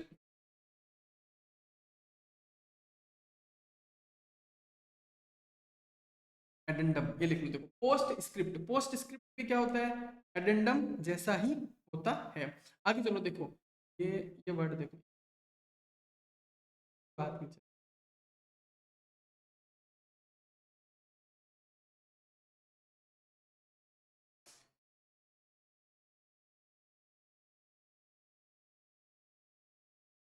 क्या। अब देखो, थोड़ी चीजें मैं सीख लूंगा, कोई प्रॉब्लम नहीं। पोस्ट स्क्रिप्ट भी यही होता है ना, लास्ट में कुछ जोड़ते हैं, एडेंडम हो गया, पोस्ट स्क्रिप्ट हो गया, ऐसे सिंपल सिंपल वर्ड। अगला देखो, ए पर्सन का मतलब एक इंसान, हु इज फिजिकली मतलब शारीरिक तौर पर डिपेंडेंट ऑन ए सब्सटेंस, किसी पदार्थ पर जो आदमी डिपेंड होता है ना, निर्भर होता है, उसके काम नहीं चलता, तो उसका क्या होता है, एडिक्ट होता है। एडिक्ट मतलब होता है नशेड़ी, एडिक्टेड। एडिक्टेड का मतलब क्या होता है, नशेड़ी होना, किसी चीज का आदी होना। एडिक्टेड टू, एडिक्टेड का मतलब, एडिक्ट मतलब क्या होता है, नशेड़ी, किसी चीज का आदी होना। आदि बोलते हैं ना कि यार ये तो मतलब पश्चिमी राजस्थान में क्या है, लोग थोड़ा वो खाते हैं मतलब अपना ना, तो क्या उसके एडिक्ट है, एडिक्टेड है ना उससे बहुत ज्यादा, उसके ऊपर डिपेंड हो गए वो पूरे, कि उनको अगर नहीं मिलेगा तो उनका शरीर अजीब सा हो जाएगा, गुस्सा आएगा, ढंग से अंदर से बॉडी फंक्शन नहीं करेगी, तो बहुत प्रॉब्लम होती है। तो सभी लोग उसके क्या हो गए, अमल के आदी हो गए, नशेड़ी हो गए, क्या हो गए, एडिक्ट हो गए, उसको क्या बोलते हैं, एडिक्ट। आगे चलो, to falsify a thing by adding something lesser ingredient. कोई बात नहीं, जैसा भी लिखा आप समझने की कोशिश करो। एडिंग समथिंग, इंग्रेडिएंट क्या होता है, कुछ अलग चीजें पदार्थ मिलाकर। फॉल्स का मतलब क्या होता है, गलत कर देना, यानी कि कुछ मिलावट कर देना। जैसे देखो, दूध के अंदर आपने पानी मिला दिया तो क्या हो गया, अडल्ट्रेशन हो गया। अडल्ट्रेशन का मतलब होता है मिलावट कर देना, है ना। जैसे देखो, देसी घी के अंदर अगर आपने डालडा घी मिला दिया तो वो क्या हो गया, मिलावट हो गई, वो क्या होता है, अडल्ट्रेशन, है ना। मैं आपको एक वर्ड और बताता हूँ, आप लोगों ने पढ़ा होगा, कॉन्टामिनेशन।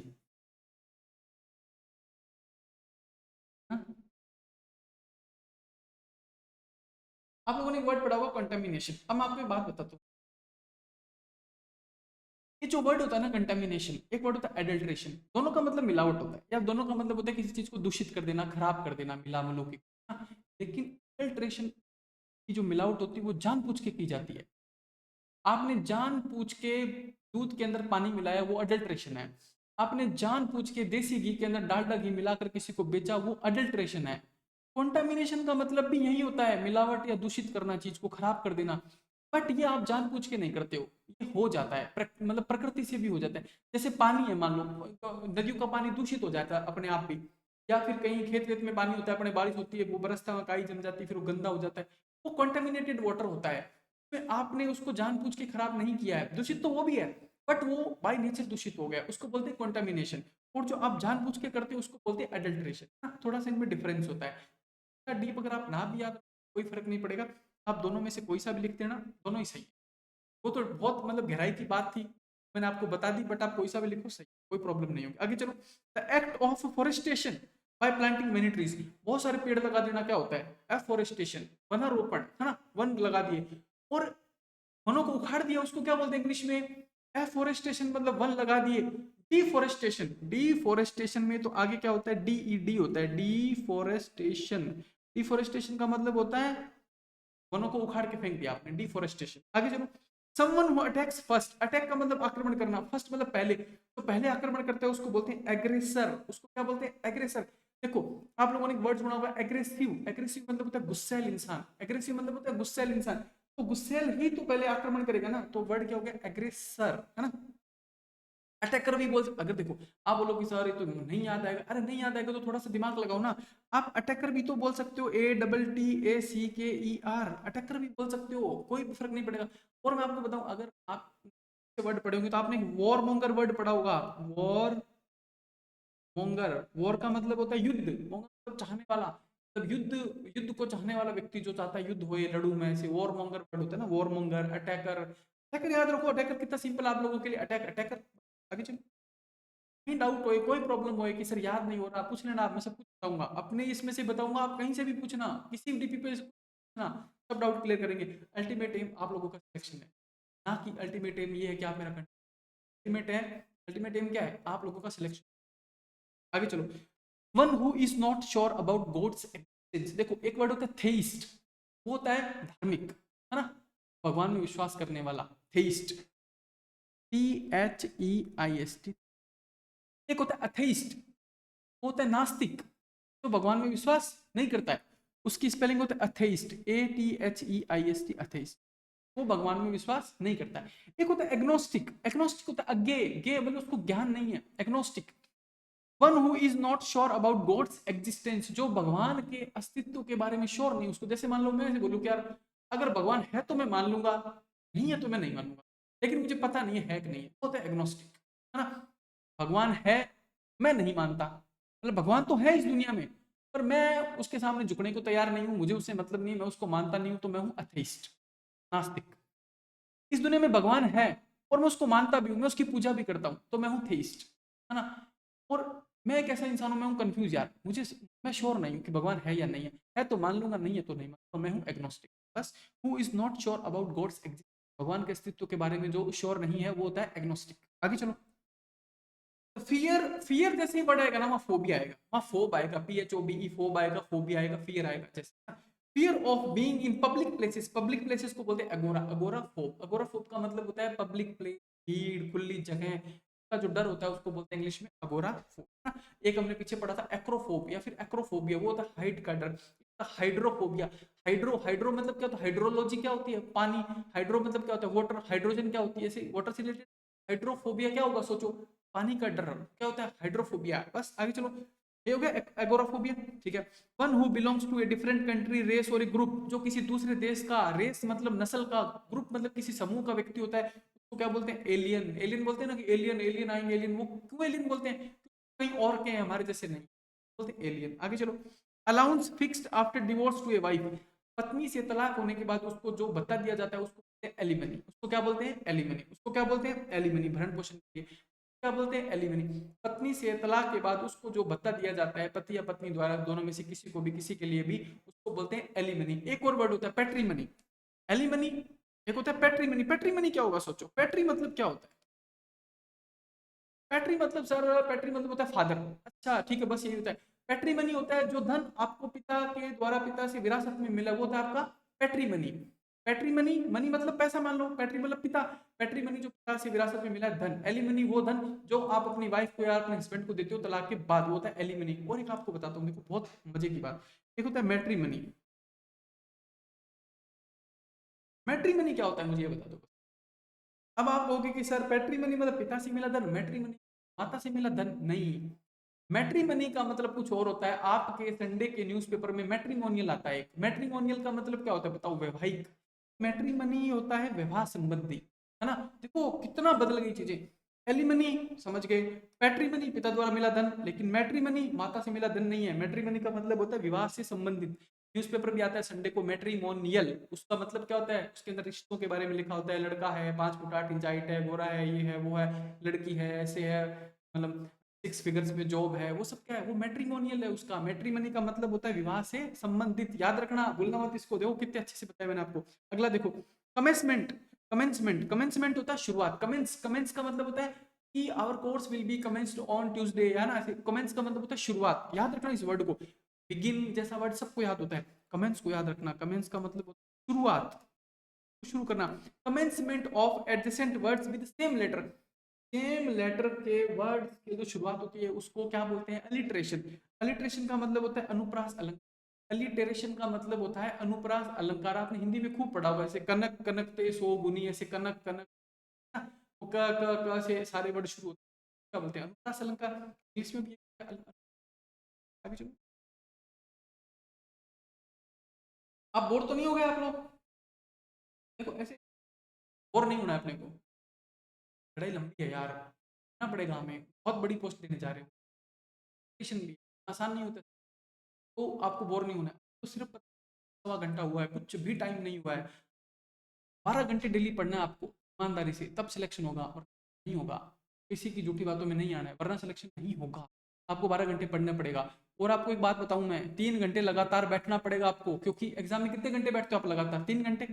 आप घर पे आपकी हालत क्या है, 30 मिनट 35 मिनट 20 मिनट 25 मिनट में उठ जाते हो। ये लाइब्रेरी में बच्चे बैठते हैं तो यार, ये तो लाइब्रेरी में बस आधा घंटा बैठ के चाय पीते रहते हैं। तो 3 घंटे अगर आप एक बार बैठ जाओ, एग्जाम में बार बार उठ सकते हो नहीं ना, तो फिर आप इतने कमजोर हो कि 3 घंटे से पहले उठ जाओगे, नहीं उठना है। अगर एक बार बैठ जाओ तो 3 घंटे पढ़ के ही उठना है। और मैं तो कह रहा हूँ कम से कम 3.5 घंटे पढ़ के उठा करो, पानी की बोतल साथ में लेके बैठा करो, उठा करो मत, किसी भी चीज का कोई भटकाव मत आने दो। 365 दिन की बात है सिर्फ, उसके बाद सारी दुनिया आपकी है। आगे चलो।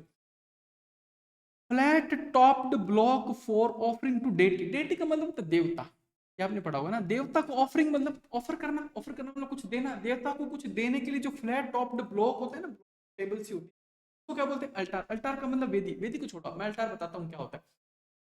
अपने नहीं होता ये सब चीजें, मंदिर में नहीं होती है, ये चर्च में होती है। चर्च में आप कभी देखना सामने सामने ना एक टेबल रखी होती है, उसके ऊपर एक व्हाइट कलर का कपड़ा होता है, फूल फूल रखे होते हैं, उसी को बोलते हैं अल्टार। लोग क्या करते हैं, अपनी कोई भी फूल गुलदस्ता वो लेके जाते हैं चर्च में, उसके ऊपर रख देते हैं, है ना। उस टेबल को, उस जगह को, उस वो जो ब्लॉक का मतलब क्या होता है, ब्लॉक का मतलब टेबल टाइप की होता है ना, बोलते हैं अल्टार, है ना, वो होती है। आगे चलो, मतलब ठीक है, ज्यादा बहुत इंपॉर्टेंट वर्ड नहीं है, ऐसी चिंता वाली बात मत करो कि जो बहुत तगड़ा वर्ड होगा मैं बताऊंगा। अल्ट्रुइस्ट है ना, अल्ट्रुइस्ट बहुत तगड़ा वर्ड है, आपके एग्जाम में आएगा। अल्ट्रुइस्ट, आप मेरी बात मान के चलो, आपके एग्जाम में आएगा, है ना, इसको पक्का याद करना है। अल्टार आपको याद ना होए कोई फर्क नहीं पड़ेगा, अल्ट्रुइस्ट याद ना होए बहुत फर्क पड़ेगा, बहुत फर्क पड़ेगा। किसी भी दिन आपके सामने आपको मिल सकता है, उस दिन नहीं आया बहुत पछतावा होगा कि यार सर ने 1000 बार बताया था। मैं साइन योर वर्ड था, मैंने आपको शीट दी थी, जो साइन क्योर आया था ना आपके एग्जाम में। मैं ज्यादा बताता नहीं हूँ यार कि क्या आया क्या नहीं आया, लोगों की तरह तो नहीं है, बट मैं आपको बताऊँ, शायद 566 नंबर 1 वर्ड आप देखना, आपको ये वर्ड मिलेगा वहां, मैंने लिख के दिया था आप लोगों को। यार लोगों ने 3-3 हजार वर्ड की वोकैब दी थी, उसमें से कुछ नहीं आया। मैंने तो 600 वर्ड की वोकैब दी थी ना, उसमें देखो ये वर्ड आ रखा है। 566 नंबर पे आप चेक करना, आपको ये वर्ड मिलेगा। पहले दे रखी है वो, तो अब तो बढ़ाई नहीं है मैंने, और ऐसा तो नहीं है ना कब तुरंत बना दी, वो तो मैंने पहले दे रखी है, उसमें तो डेट भी लिखी होती है कि टेलीग्राम में कब शेयर किया। आप देखना 566 ही है शायद मेरे, या 558 ऐसा कुछ है, क्योंकि एस लास्ट में होता है ना। साइन की और वर्ड लिखा हुआ है, उसका मीनिंग लिखा है, आप वो करके आ सकते थे। तो आपने नहीं याद की, बहुत अच्छा कर। आगे चलो, अभी भी मैं आपको बता रहा हूँ, मेरी बात मानो एक एक बात। ये यहाँ तक अभी लोग नहीं पहुंचे हैं, लोगों को नहीं पता है, लोगों की नजर में अल्टार भी उतना इंपॉर्टेंट है, अल्ट्रिस्ट भी उतना इंपॉर्टेंट है, और आपको बताता हूँ इससे पीछे का अलिट्रेशन भी उतना इंपॉर्टेंट है, लेकिन ऐसा नहीं है, मैं आपको बता रहा हूँ अल्ट्रिस्ट ज्यादा इंपॉर्टेंट है सबसे। अलिट्रेशन भूल जाओ, अनुप्रास अलंकार को फर्क नहीं पड़ेगा, अल्टार को भूल जाओ फर्क नहीं पड़ेगा, अल्ट्रिस्ट को बोलोगे फर्क पड़ेगा। किसी भी दिन आपसे एग्जाम में टकराएगा ये वर्ड, दिन टकरा सकता है, याद रखना है। इसका मतलब होता है परमार्थी, जैसे गांधी जी क्या थे, अल्ट्रुइस्ट, है ना। देखो आप लोगों ने एक वर्ड सुना होगा, ट्रस्ट। ट्रस्ट मतलब भरोसा भी होता है, ट्रस्ट मतलब एक ट्रस्ट नहीं होते जो लोगों का भला करते हैं, कि चैरिटेबल ट्रस्ट खोल रखा है ना, रिद्धि सिद्धि वो जो चौराहा है उसके ऊपर वो साइड में वो बाबा का आश्रम सा बना हुआ, उसके ऊपर कुछ ट्रस्ट व्रस्ट हुआ है। ट्रस्ट मतलब क्या, चैरिटेबल ट्रस्ट क्या होता है, लोगों की भलाई के लिए खोली गई संस्था टाइप। ट्रस्ट का मतलब लोगों का भला करना। अल का मतलब होता है ऑल, और अल मतलब सब। आप सोचो ऐसे ना, अल ये लिखा ऑल, ऑल ट्रस्ट मतलब सबका क्या करना है, सबका भला करना है। वो इंसान कौन होता है, परमार्थी। परमार्थी का मतलब दूसरों को भला चाहने वाला। कौन थे, गांधी जी टाइप के लोग। बस लिखा क्या देखो, one who lives and works, live मतलब रहता है, वर्क मतलब काम करता है, फॉर द वेलफेयर, वेलफेयर मतलब भलाई के लिए, ऑफ अदर्स, दूसरों की भलाई के लिए जो काम करता है उसको क्या बोलते हैं, अल्ट्रुइस्ट। मानवता की भलाई के लिए जो काम करता है उसको क्या बोलते हैं, फिलांथ्रोपिस्ट बोलते हैं। फिलांथ्रोपिस्ट एक्चुअली में पी से स्टार्ट होता है, तो अभी तो देखो हम ए वाले वर्ड पढ़े ना, ये पी पे मिलेगा अपने को, फिलांथ्रोपिस्ट, है ना। और जो दूसरों का बुराई के लिए सोचता है उसको क्या बोलते हैं, मिशन। सब सिखा दूंगा आपको सब, अभी तो आप अल्ट्रुइस्ट याद रखो, ठीक है। आगे चलो, एलुमनस आपको याद है, पूर्व छात्र, एलुमनाई मीट होती है अपनी खूब ऐसे ना, एलुमनस आपको याद है, पूर्व छात्र किसी भी संस्था के, किसी कॉलेज के, स्कूल के, किसी भी संस्था के, अगर आप पूर्व के छात्रों वहां पढ़े हो तो वहां के आप क्या एलुमनस हो, एलुमनाई हो। आगे चलो, एमेच्योर। अब मैं आपको एक बात बताता हूँ, जितना इंपॉर्टेंट अल्ट्रुइस्ट था उतना ही, अब मैं देखो स्टार में बात करूंगा, ये 3 स्टार है, एमेच्योर 3 स्टार। कितना स्टार है, 3 स्टार। जिनके आगे मैंने 3 स्टार लिख दिया ना, वो आपको पक्के याद करें। एमेच्योर का मतलब होता है शौकीन, मतलब शौक के लिए काम कर रहा है वो, है ना, ज्यादा प्रोफेशनल नहीं है, नया नया है, शौक के लिए काम करता है। आपको एक वर्ड बताता हूँ, एक वर्ड होता है मेच्योर। मैच्योर मतलब होता है एकदम परिपक्व आदमी, एकदम सही, तो ज्ञान भी है, नॉलेज भी है, उसी काम करता है। एमेच्योर आगे ए लगा दिया, मतलब मैच्योर नहीं है, थोड़ा जोड़ के करो, मैच्योर नहीं है। मैच्योर नहीं है तो क्या, नौसिखिया है ना, अपरिपक्व है, शौकीन है कामों का, बस क्या देखो, one who does a thing for pleasure, pleasure मतलब आनंद के लिए, हॉबी, हॉबी मतलब अपनी खुशी, हॉबी के लिए, and not as a profession, पेशेवर के रूप में काम नहीं करता है, बस हॉबी है अपना, क्या प्लेजर है उसके लिए काम करता है, तो वो क्या होता है, शौक से काम करता है और कुछ नहीं। ए वॉर लाइक, क्या वर्ड है देखो, ए वॉर लाइक, वॉर का मतलब क्या होता है, युद्ध, लाइक मतलब पसंद करना, युद्ध को पसंद करने वाली। मैस्कुलिन, मैस्कुलिन मजबूत खतरनाक, वुमेन मतलब औरत, विमन। ये क्या होगी, इसको बोलते हैं अमेजोन, इसको क्या बोलते हैं, अमेजोन, अमेजन ऐसे। वो कई वो मजाक में अम्मा जान, है ना, ऐसे अम्मा जान भी बोल देते हैं, तो ऐसे कि मतलब अम्मा जान, सोचो ना, अम्मा में क्या है, बहुत जान है, अम्मा क्या होती है, माँ होती है हमारी, और क्या है, बहुत जान है, मतलब सोचो कि बहुत मजबूत, बहुत ताकतवर लेडी, इसको क्या बोलते हैं, अमेजोन, है ना। देखो इसको क्या बोलते हैं, अमेजोन। अमेजोन तो आप लोग आप सोचोगे कि सर अभी तो कंपनी भी है ये फ्लिपकार्ट के जैसे, अमेजोन जो खूब डिलीवरी विलीवरी देती है। मैं बात बताता हूँ, आपने 300 मूवी देखी है जिसके अंदर वो स्पार्टा होते हैं, देखिए आप लोगों ने 300 मूवी में जैसे स्पार्टा होते हैं ना, वैसे ही एक ग्रुप और था के अंदर पुरुष थे ना, वो इतने ताकतवर या इतने तगड़े लड़ाकू नहीं होते थे, जबकि उस ट्राइब की औरतें ज्यादा लड़ाकू होती थी। देखो कुछ है ना, कुछ कुछ ट्राइब, मैं राजस्थान में भी आपको खूब सारी ऐसी ट्राइब या ऐसी कास्ट या ऐसी ग्रुप मिल जाएंगे जिनकी औरतें ज्यादा खतरनाक है। तो उस ट्राइब की औरतें ज्यादा खतरनाक थी बजाय की पुरुषों के। तो उन औरतों को बोला जाता था अमेजोन। क्या बोलते थे? अमेजोन, है ना, अमेजोन बोलते थे। तो समझ गया मैं क्या कहना चाहता हूँ? हाँ, स्पार्टा था ना, 300 मूवी आपने देखी होगी। स्पार्टा, स्पार्टा भी छोड़ो छोड़ो, ग्रीस के आसपास का जो क्षेत्र था ना, वहां पे एक ट्राइब रहती थी। उस ट्राइब की औरतें ज्यादा मजबूत, ज्यादा ताकतवर थी बजाय के पुरुषों के, है ना। तो उनको बोलते थे अमेजन। ठीक है, उन औरतों को बोला जाता था अमेजन, जो ताकतवर लेडीज होती थी सारी। तो फिर क्या हुआ ना कि अब आप सोचोगे कि अमेजन नदी का भी नाम है। अब आपको बताता हूँ, देखो सब उसी के नाम पर है। फिर क्या हुआ कि जो स्पेन के लोग थे ना, वो उधर से साउथ अमेरिका जाते थे। साउथ अमेरिका जाते तो वहां उनको वो नदी दिखी, वो अमेजोन का नाम तब अमेजोन थोड़ी था, तब थोड़ी था। वो नदी दिखी, लेकिन उस नदी के आसपास एक ट्राइब रहती थी। उस ट्राइब की औरतें भी ज्यादा तकड़ी थी, मतलब वॉर लाइक थी, बहादुर थी, लड़ाकू थी। तो उन्होंने, जो ग्रीस की औरतें थी, इनका नाम था अमेजन, जो बदमाश थी। और इधर साउथ अमेरिका की जो औरतें थी, जो अमेजन नदी के पास रहती थी, ये भी उनके जैसी ही थी। तो उन्होंने क्या बोला, जैसे अमेरिका में रहने वाले लोगों को रेड इंडियन बोल दिया था ना, वैसे ही स्पेन वाले लोगों ने इन औरतों को भी क्या बोला, अमेजन। और इसी अमेजन के नाम पर पहले क्या था, स्पेन के लोग ही जाते थे, डिस्कवर करते थे, इधर दूसरे देशों को ढूंढते थे। भारत की खोज किसने की थी? वो माने ऐसी।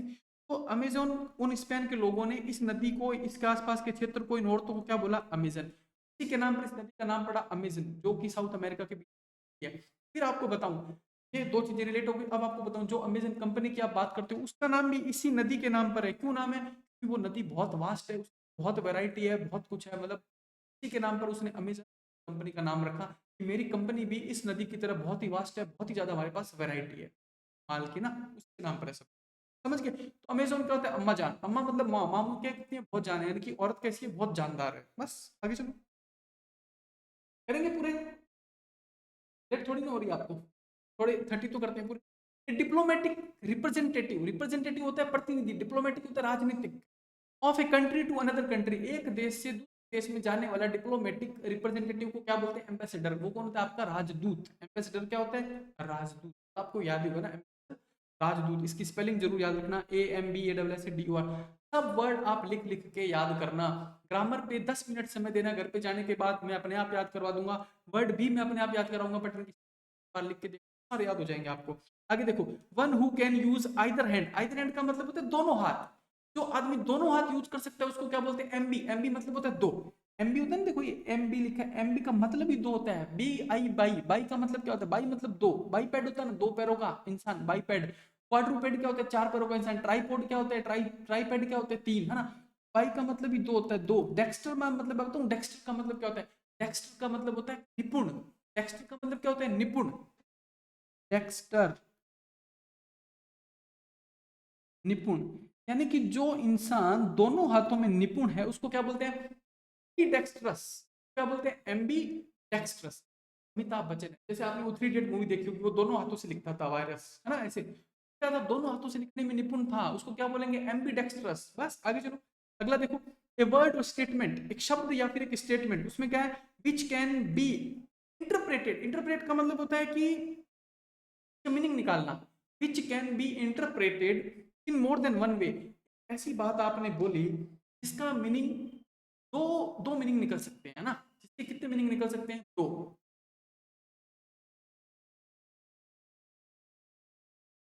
रुक मत जा, ऐसा लिखा है, देखो, रुक मत जा। अब आप ऐसा भी पढ़ सकते हो कि रुक मत, रुकना नहीं है, जा। ऐसा भी पढ़ सकते हो, रुक मत जा, ऐसा भी पढ़ सकते हो ना। और एक कॉमा ना लगा हो ना, तो क्या मीनिंग होगा इसका, बताओ? रुकने के लिए बोल रहा है, जाने के लिए बोल रहा है? नहीं समझ में आएगा ना आपको। ऐसी ही लाइनों को बोलते हैं एमबी। एमबी मतलब दो, गस मतलब गैस। एम्बिगस, एम्बिगस का मतलब स्पष्ट मीनिंग, यार पता नहीं चला रुकने के लिए कह रहे हैं, जाने के लिए कह रहा है, पता चलता ना। रुक मत जा, क्या बोला बताओ? क्या मतलब? रुक मत जा या फिर रुक मत जा, क्या बोला मैंने? नहीं पता चलता ना। इन्हीं चीजों को बोलते हैं एम्बिगुअस। एम्बिगुअस का मतलब क्या होता है? चीजों को दो वे में, दो मीनिंग निकलते हो, दो तरीके से उसको इंटरप्रेट किया जा सकता है। कंफ्यूजन होता है उस क्या बोलते हैं, एम्बिगुअस, है ना। आगे चलो, चेंज मेड बाय करेक्शन और एडिशन, इसी चीज में अब देखो ये तो बहुत सिंपल वर्ड है यार, आपने कॉन्स्टिट्यूशनल अमेंडमेंट पढ़े है ना, कि कॉन्स्टिट्यूशनल अमेंडमेंट संशोधन, संविधान में संशोधन होता है उसको बोलते हैं कॉन्स्टिट्यूशनल अमेंडमेंट। वो क्या होता है एक्चुअली में, करेक्शन ही तो होता है, करेक्शन मतलब सही करना, एडिशन मतलब करेक्शन सही करके कुछ छोड़ देना, उसको बोलते हैं अमेंडमेंट, अमेंड करना ना, कॉन्स्टिट्यूशनल अमेंडमेंट, वहां से याद रखो अमेंडमेंट। आगे देखो, पार्शियल और total loss of memory, partial मतलब थोड़ी या फिर total completely loss of memory, memory मतलब याददाश्त का खो जाना, उसको क्या बोलते हैं, एमनेसिया, उसको क्या बोलते हैं, एमनेसिया, कंप्लीटली अपनी याददाश्त को खो देने को एमनेसिया। स्मृति लोप, स्मृति मतलब याद रखना, लोप मतलब खो देना, स्मृति लोप या फिर उसको बोलते हैं एमनेसिया। एनेस्थीसिया होता है ना, एनेस्थीसिया जैसे ही आपके बॉडी में लगाया जाता है, आप क्या हो जाते हो, आप खुद खत्म, आपको कुछ नहीं पता चलता उसका, और आप सब कुछ भूल गए, मेमोरी लॉस कर लो। एमनेसिया, एमनेसिया मतलब भी क्या हो गया, कंप्लीटली आपका memory loss, partial loss of memory. इतना 30 हो गई, ठीक है जी। तो आज मतलब इस क्लास को यहीं एंड करते हैं, है ना। आप इस वीडियो को अच्छे से देखना, सोचना समझना, अच्छे सोच समझ के डिसीजन लेना, और भी किसी जगह देखना, ट्राई करना, सब पूरा अधिकार है आपका, है ना। उसके बाद अच्छे से लेना, बट सही जगह जाना, गलत जगह मत जाना, किसी के बहकावे में मत आना, किसी की ऐसे ही मतलब देखना हर चीज को, इस तरीके से आपको कोई बताए, कोई दिखाए। तो मेरे पहले के वीडियो पढ़े उनको देखो, मैंने उनमें क्या बातें बोली है, बार एग्जाम में अप्लाई हुई नहीं हुई, आपने आप अप्लाई कर पाए नहीं कर पाए वो अलग बात है, क्या पता आपने गौर से नहीं देखा, मेरी बात को सही से नहीं सुना, उस गलती को इस बार मत दोहराना आप लोग ना, मेरी बातों को सही, और वो देखो मैंने बहुत कुछ सही बताया, और मैं आपको बता रहा हूँ, जो आपको थोड़ा बहुत लग रहा है ना कि ट्रेंड चेंज हो गया यार, नहीं हुआ है, मुझे पता है क्या पूछेगा अगली बार, वो कितना आगे जाएगा, कहाँ जाएगा, 2 कदम आगे निकलेगा, मैं आपको 10 कदम आगे ले जाऊंगा, आरपीसी से 10 कदम आगे ले जाऊंगा मैं, कहाँ तक जाएगी आरपीसी, सब कुछ कर लेंगे, कुछ भी मुश्किल नहीं है। और ये वोकैब जो मैं आपको वोकैब दे रहा हूँ ना, एक बात बताओ, क्या जब मैंने ये बोला कि अल्ट्रुइस्ट वर्ड इंपॉर्टेंट है 3 स्टार है, एमेच्योर वर्ड 3 स्टार है, क्या मैंने ये नहीं कह सकता था एल्यूमिनस भी इंपॉर्टेंट है, इसको भी याद कर लो, मुझे पता है वो क्या पूछेगा, मैं जानता हूँ एग्जामिनर की उसकी मेंटेलिटी की, वो पूछेगा क्या आपसे। तो यार ये इतना पर्टिकुलरली 5 वर्ड में से बता पाना कि ये 2 पक्का याद कर लेना, ये बहुत मुश्किल काम होता है यार, इसके लिए बहुत एक्सपीरियंस चाहिए होता है, बहुत डीपली एनालिसिस करना पड़ता है एग्जाम और पेपरों को और चीज़ों को। मैं आपकी काफ़ी हेल्प कर सकता हूँ, बहुत हेल्प कर दूंगा आपकी, मैं इस एग्जाम को क्रैक करने में और करने में, तो आप थोड़ा सा भरोसा करो और अच्छे से तैयारी करो। ठीक है तो जी, आज एक बार इतना ही करते हैं, बाकी कल करेंगे। ठीक है, कर भला तो हो भला, अगर खराब नियत के साथ रहेंगे ना, जिंदगी में कुछ नहीं, तो जितना भला करेंगे, आपका भला करूंगा ना मैं, मेरा भला अपने, मुझे कुछ भी नहीं करना है, good deed always comes around, मतलब अच्छा काम वापस लौट के आता है। आप देखो ये ट्विटर की चिड़िया पर भी हमें फॉलो कर सकते हो, वो सॉरी ये ट्विटर पे, और क्या कर सकते हो, टेलीग्राम चैनल ज्वाइन कर सकते हो हमारा, वीडियो को लाइक कर सकते हो, अनलाइक कर सकते हो, कमेंट कर सकते हो, जो आपको अच्छा लगे वैसे सब्सक्राइब कर लो, पीडीएफ आपको मिल जाएगी, यूट्यूब चैनल कर लो सब्सक्राइब, और देखो। चलो ठीक है, इसी के साथ मिलते हैं कल आप लोगों से।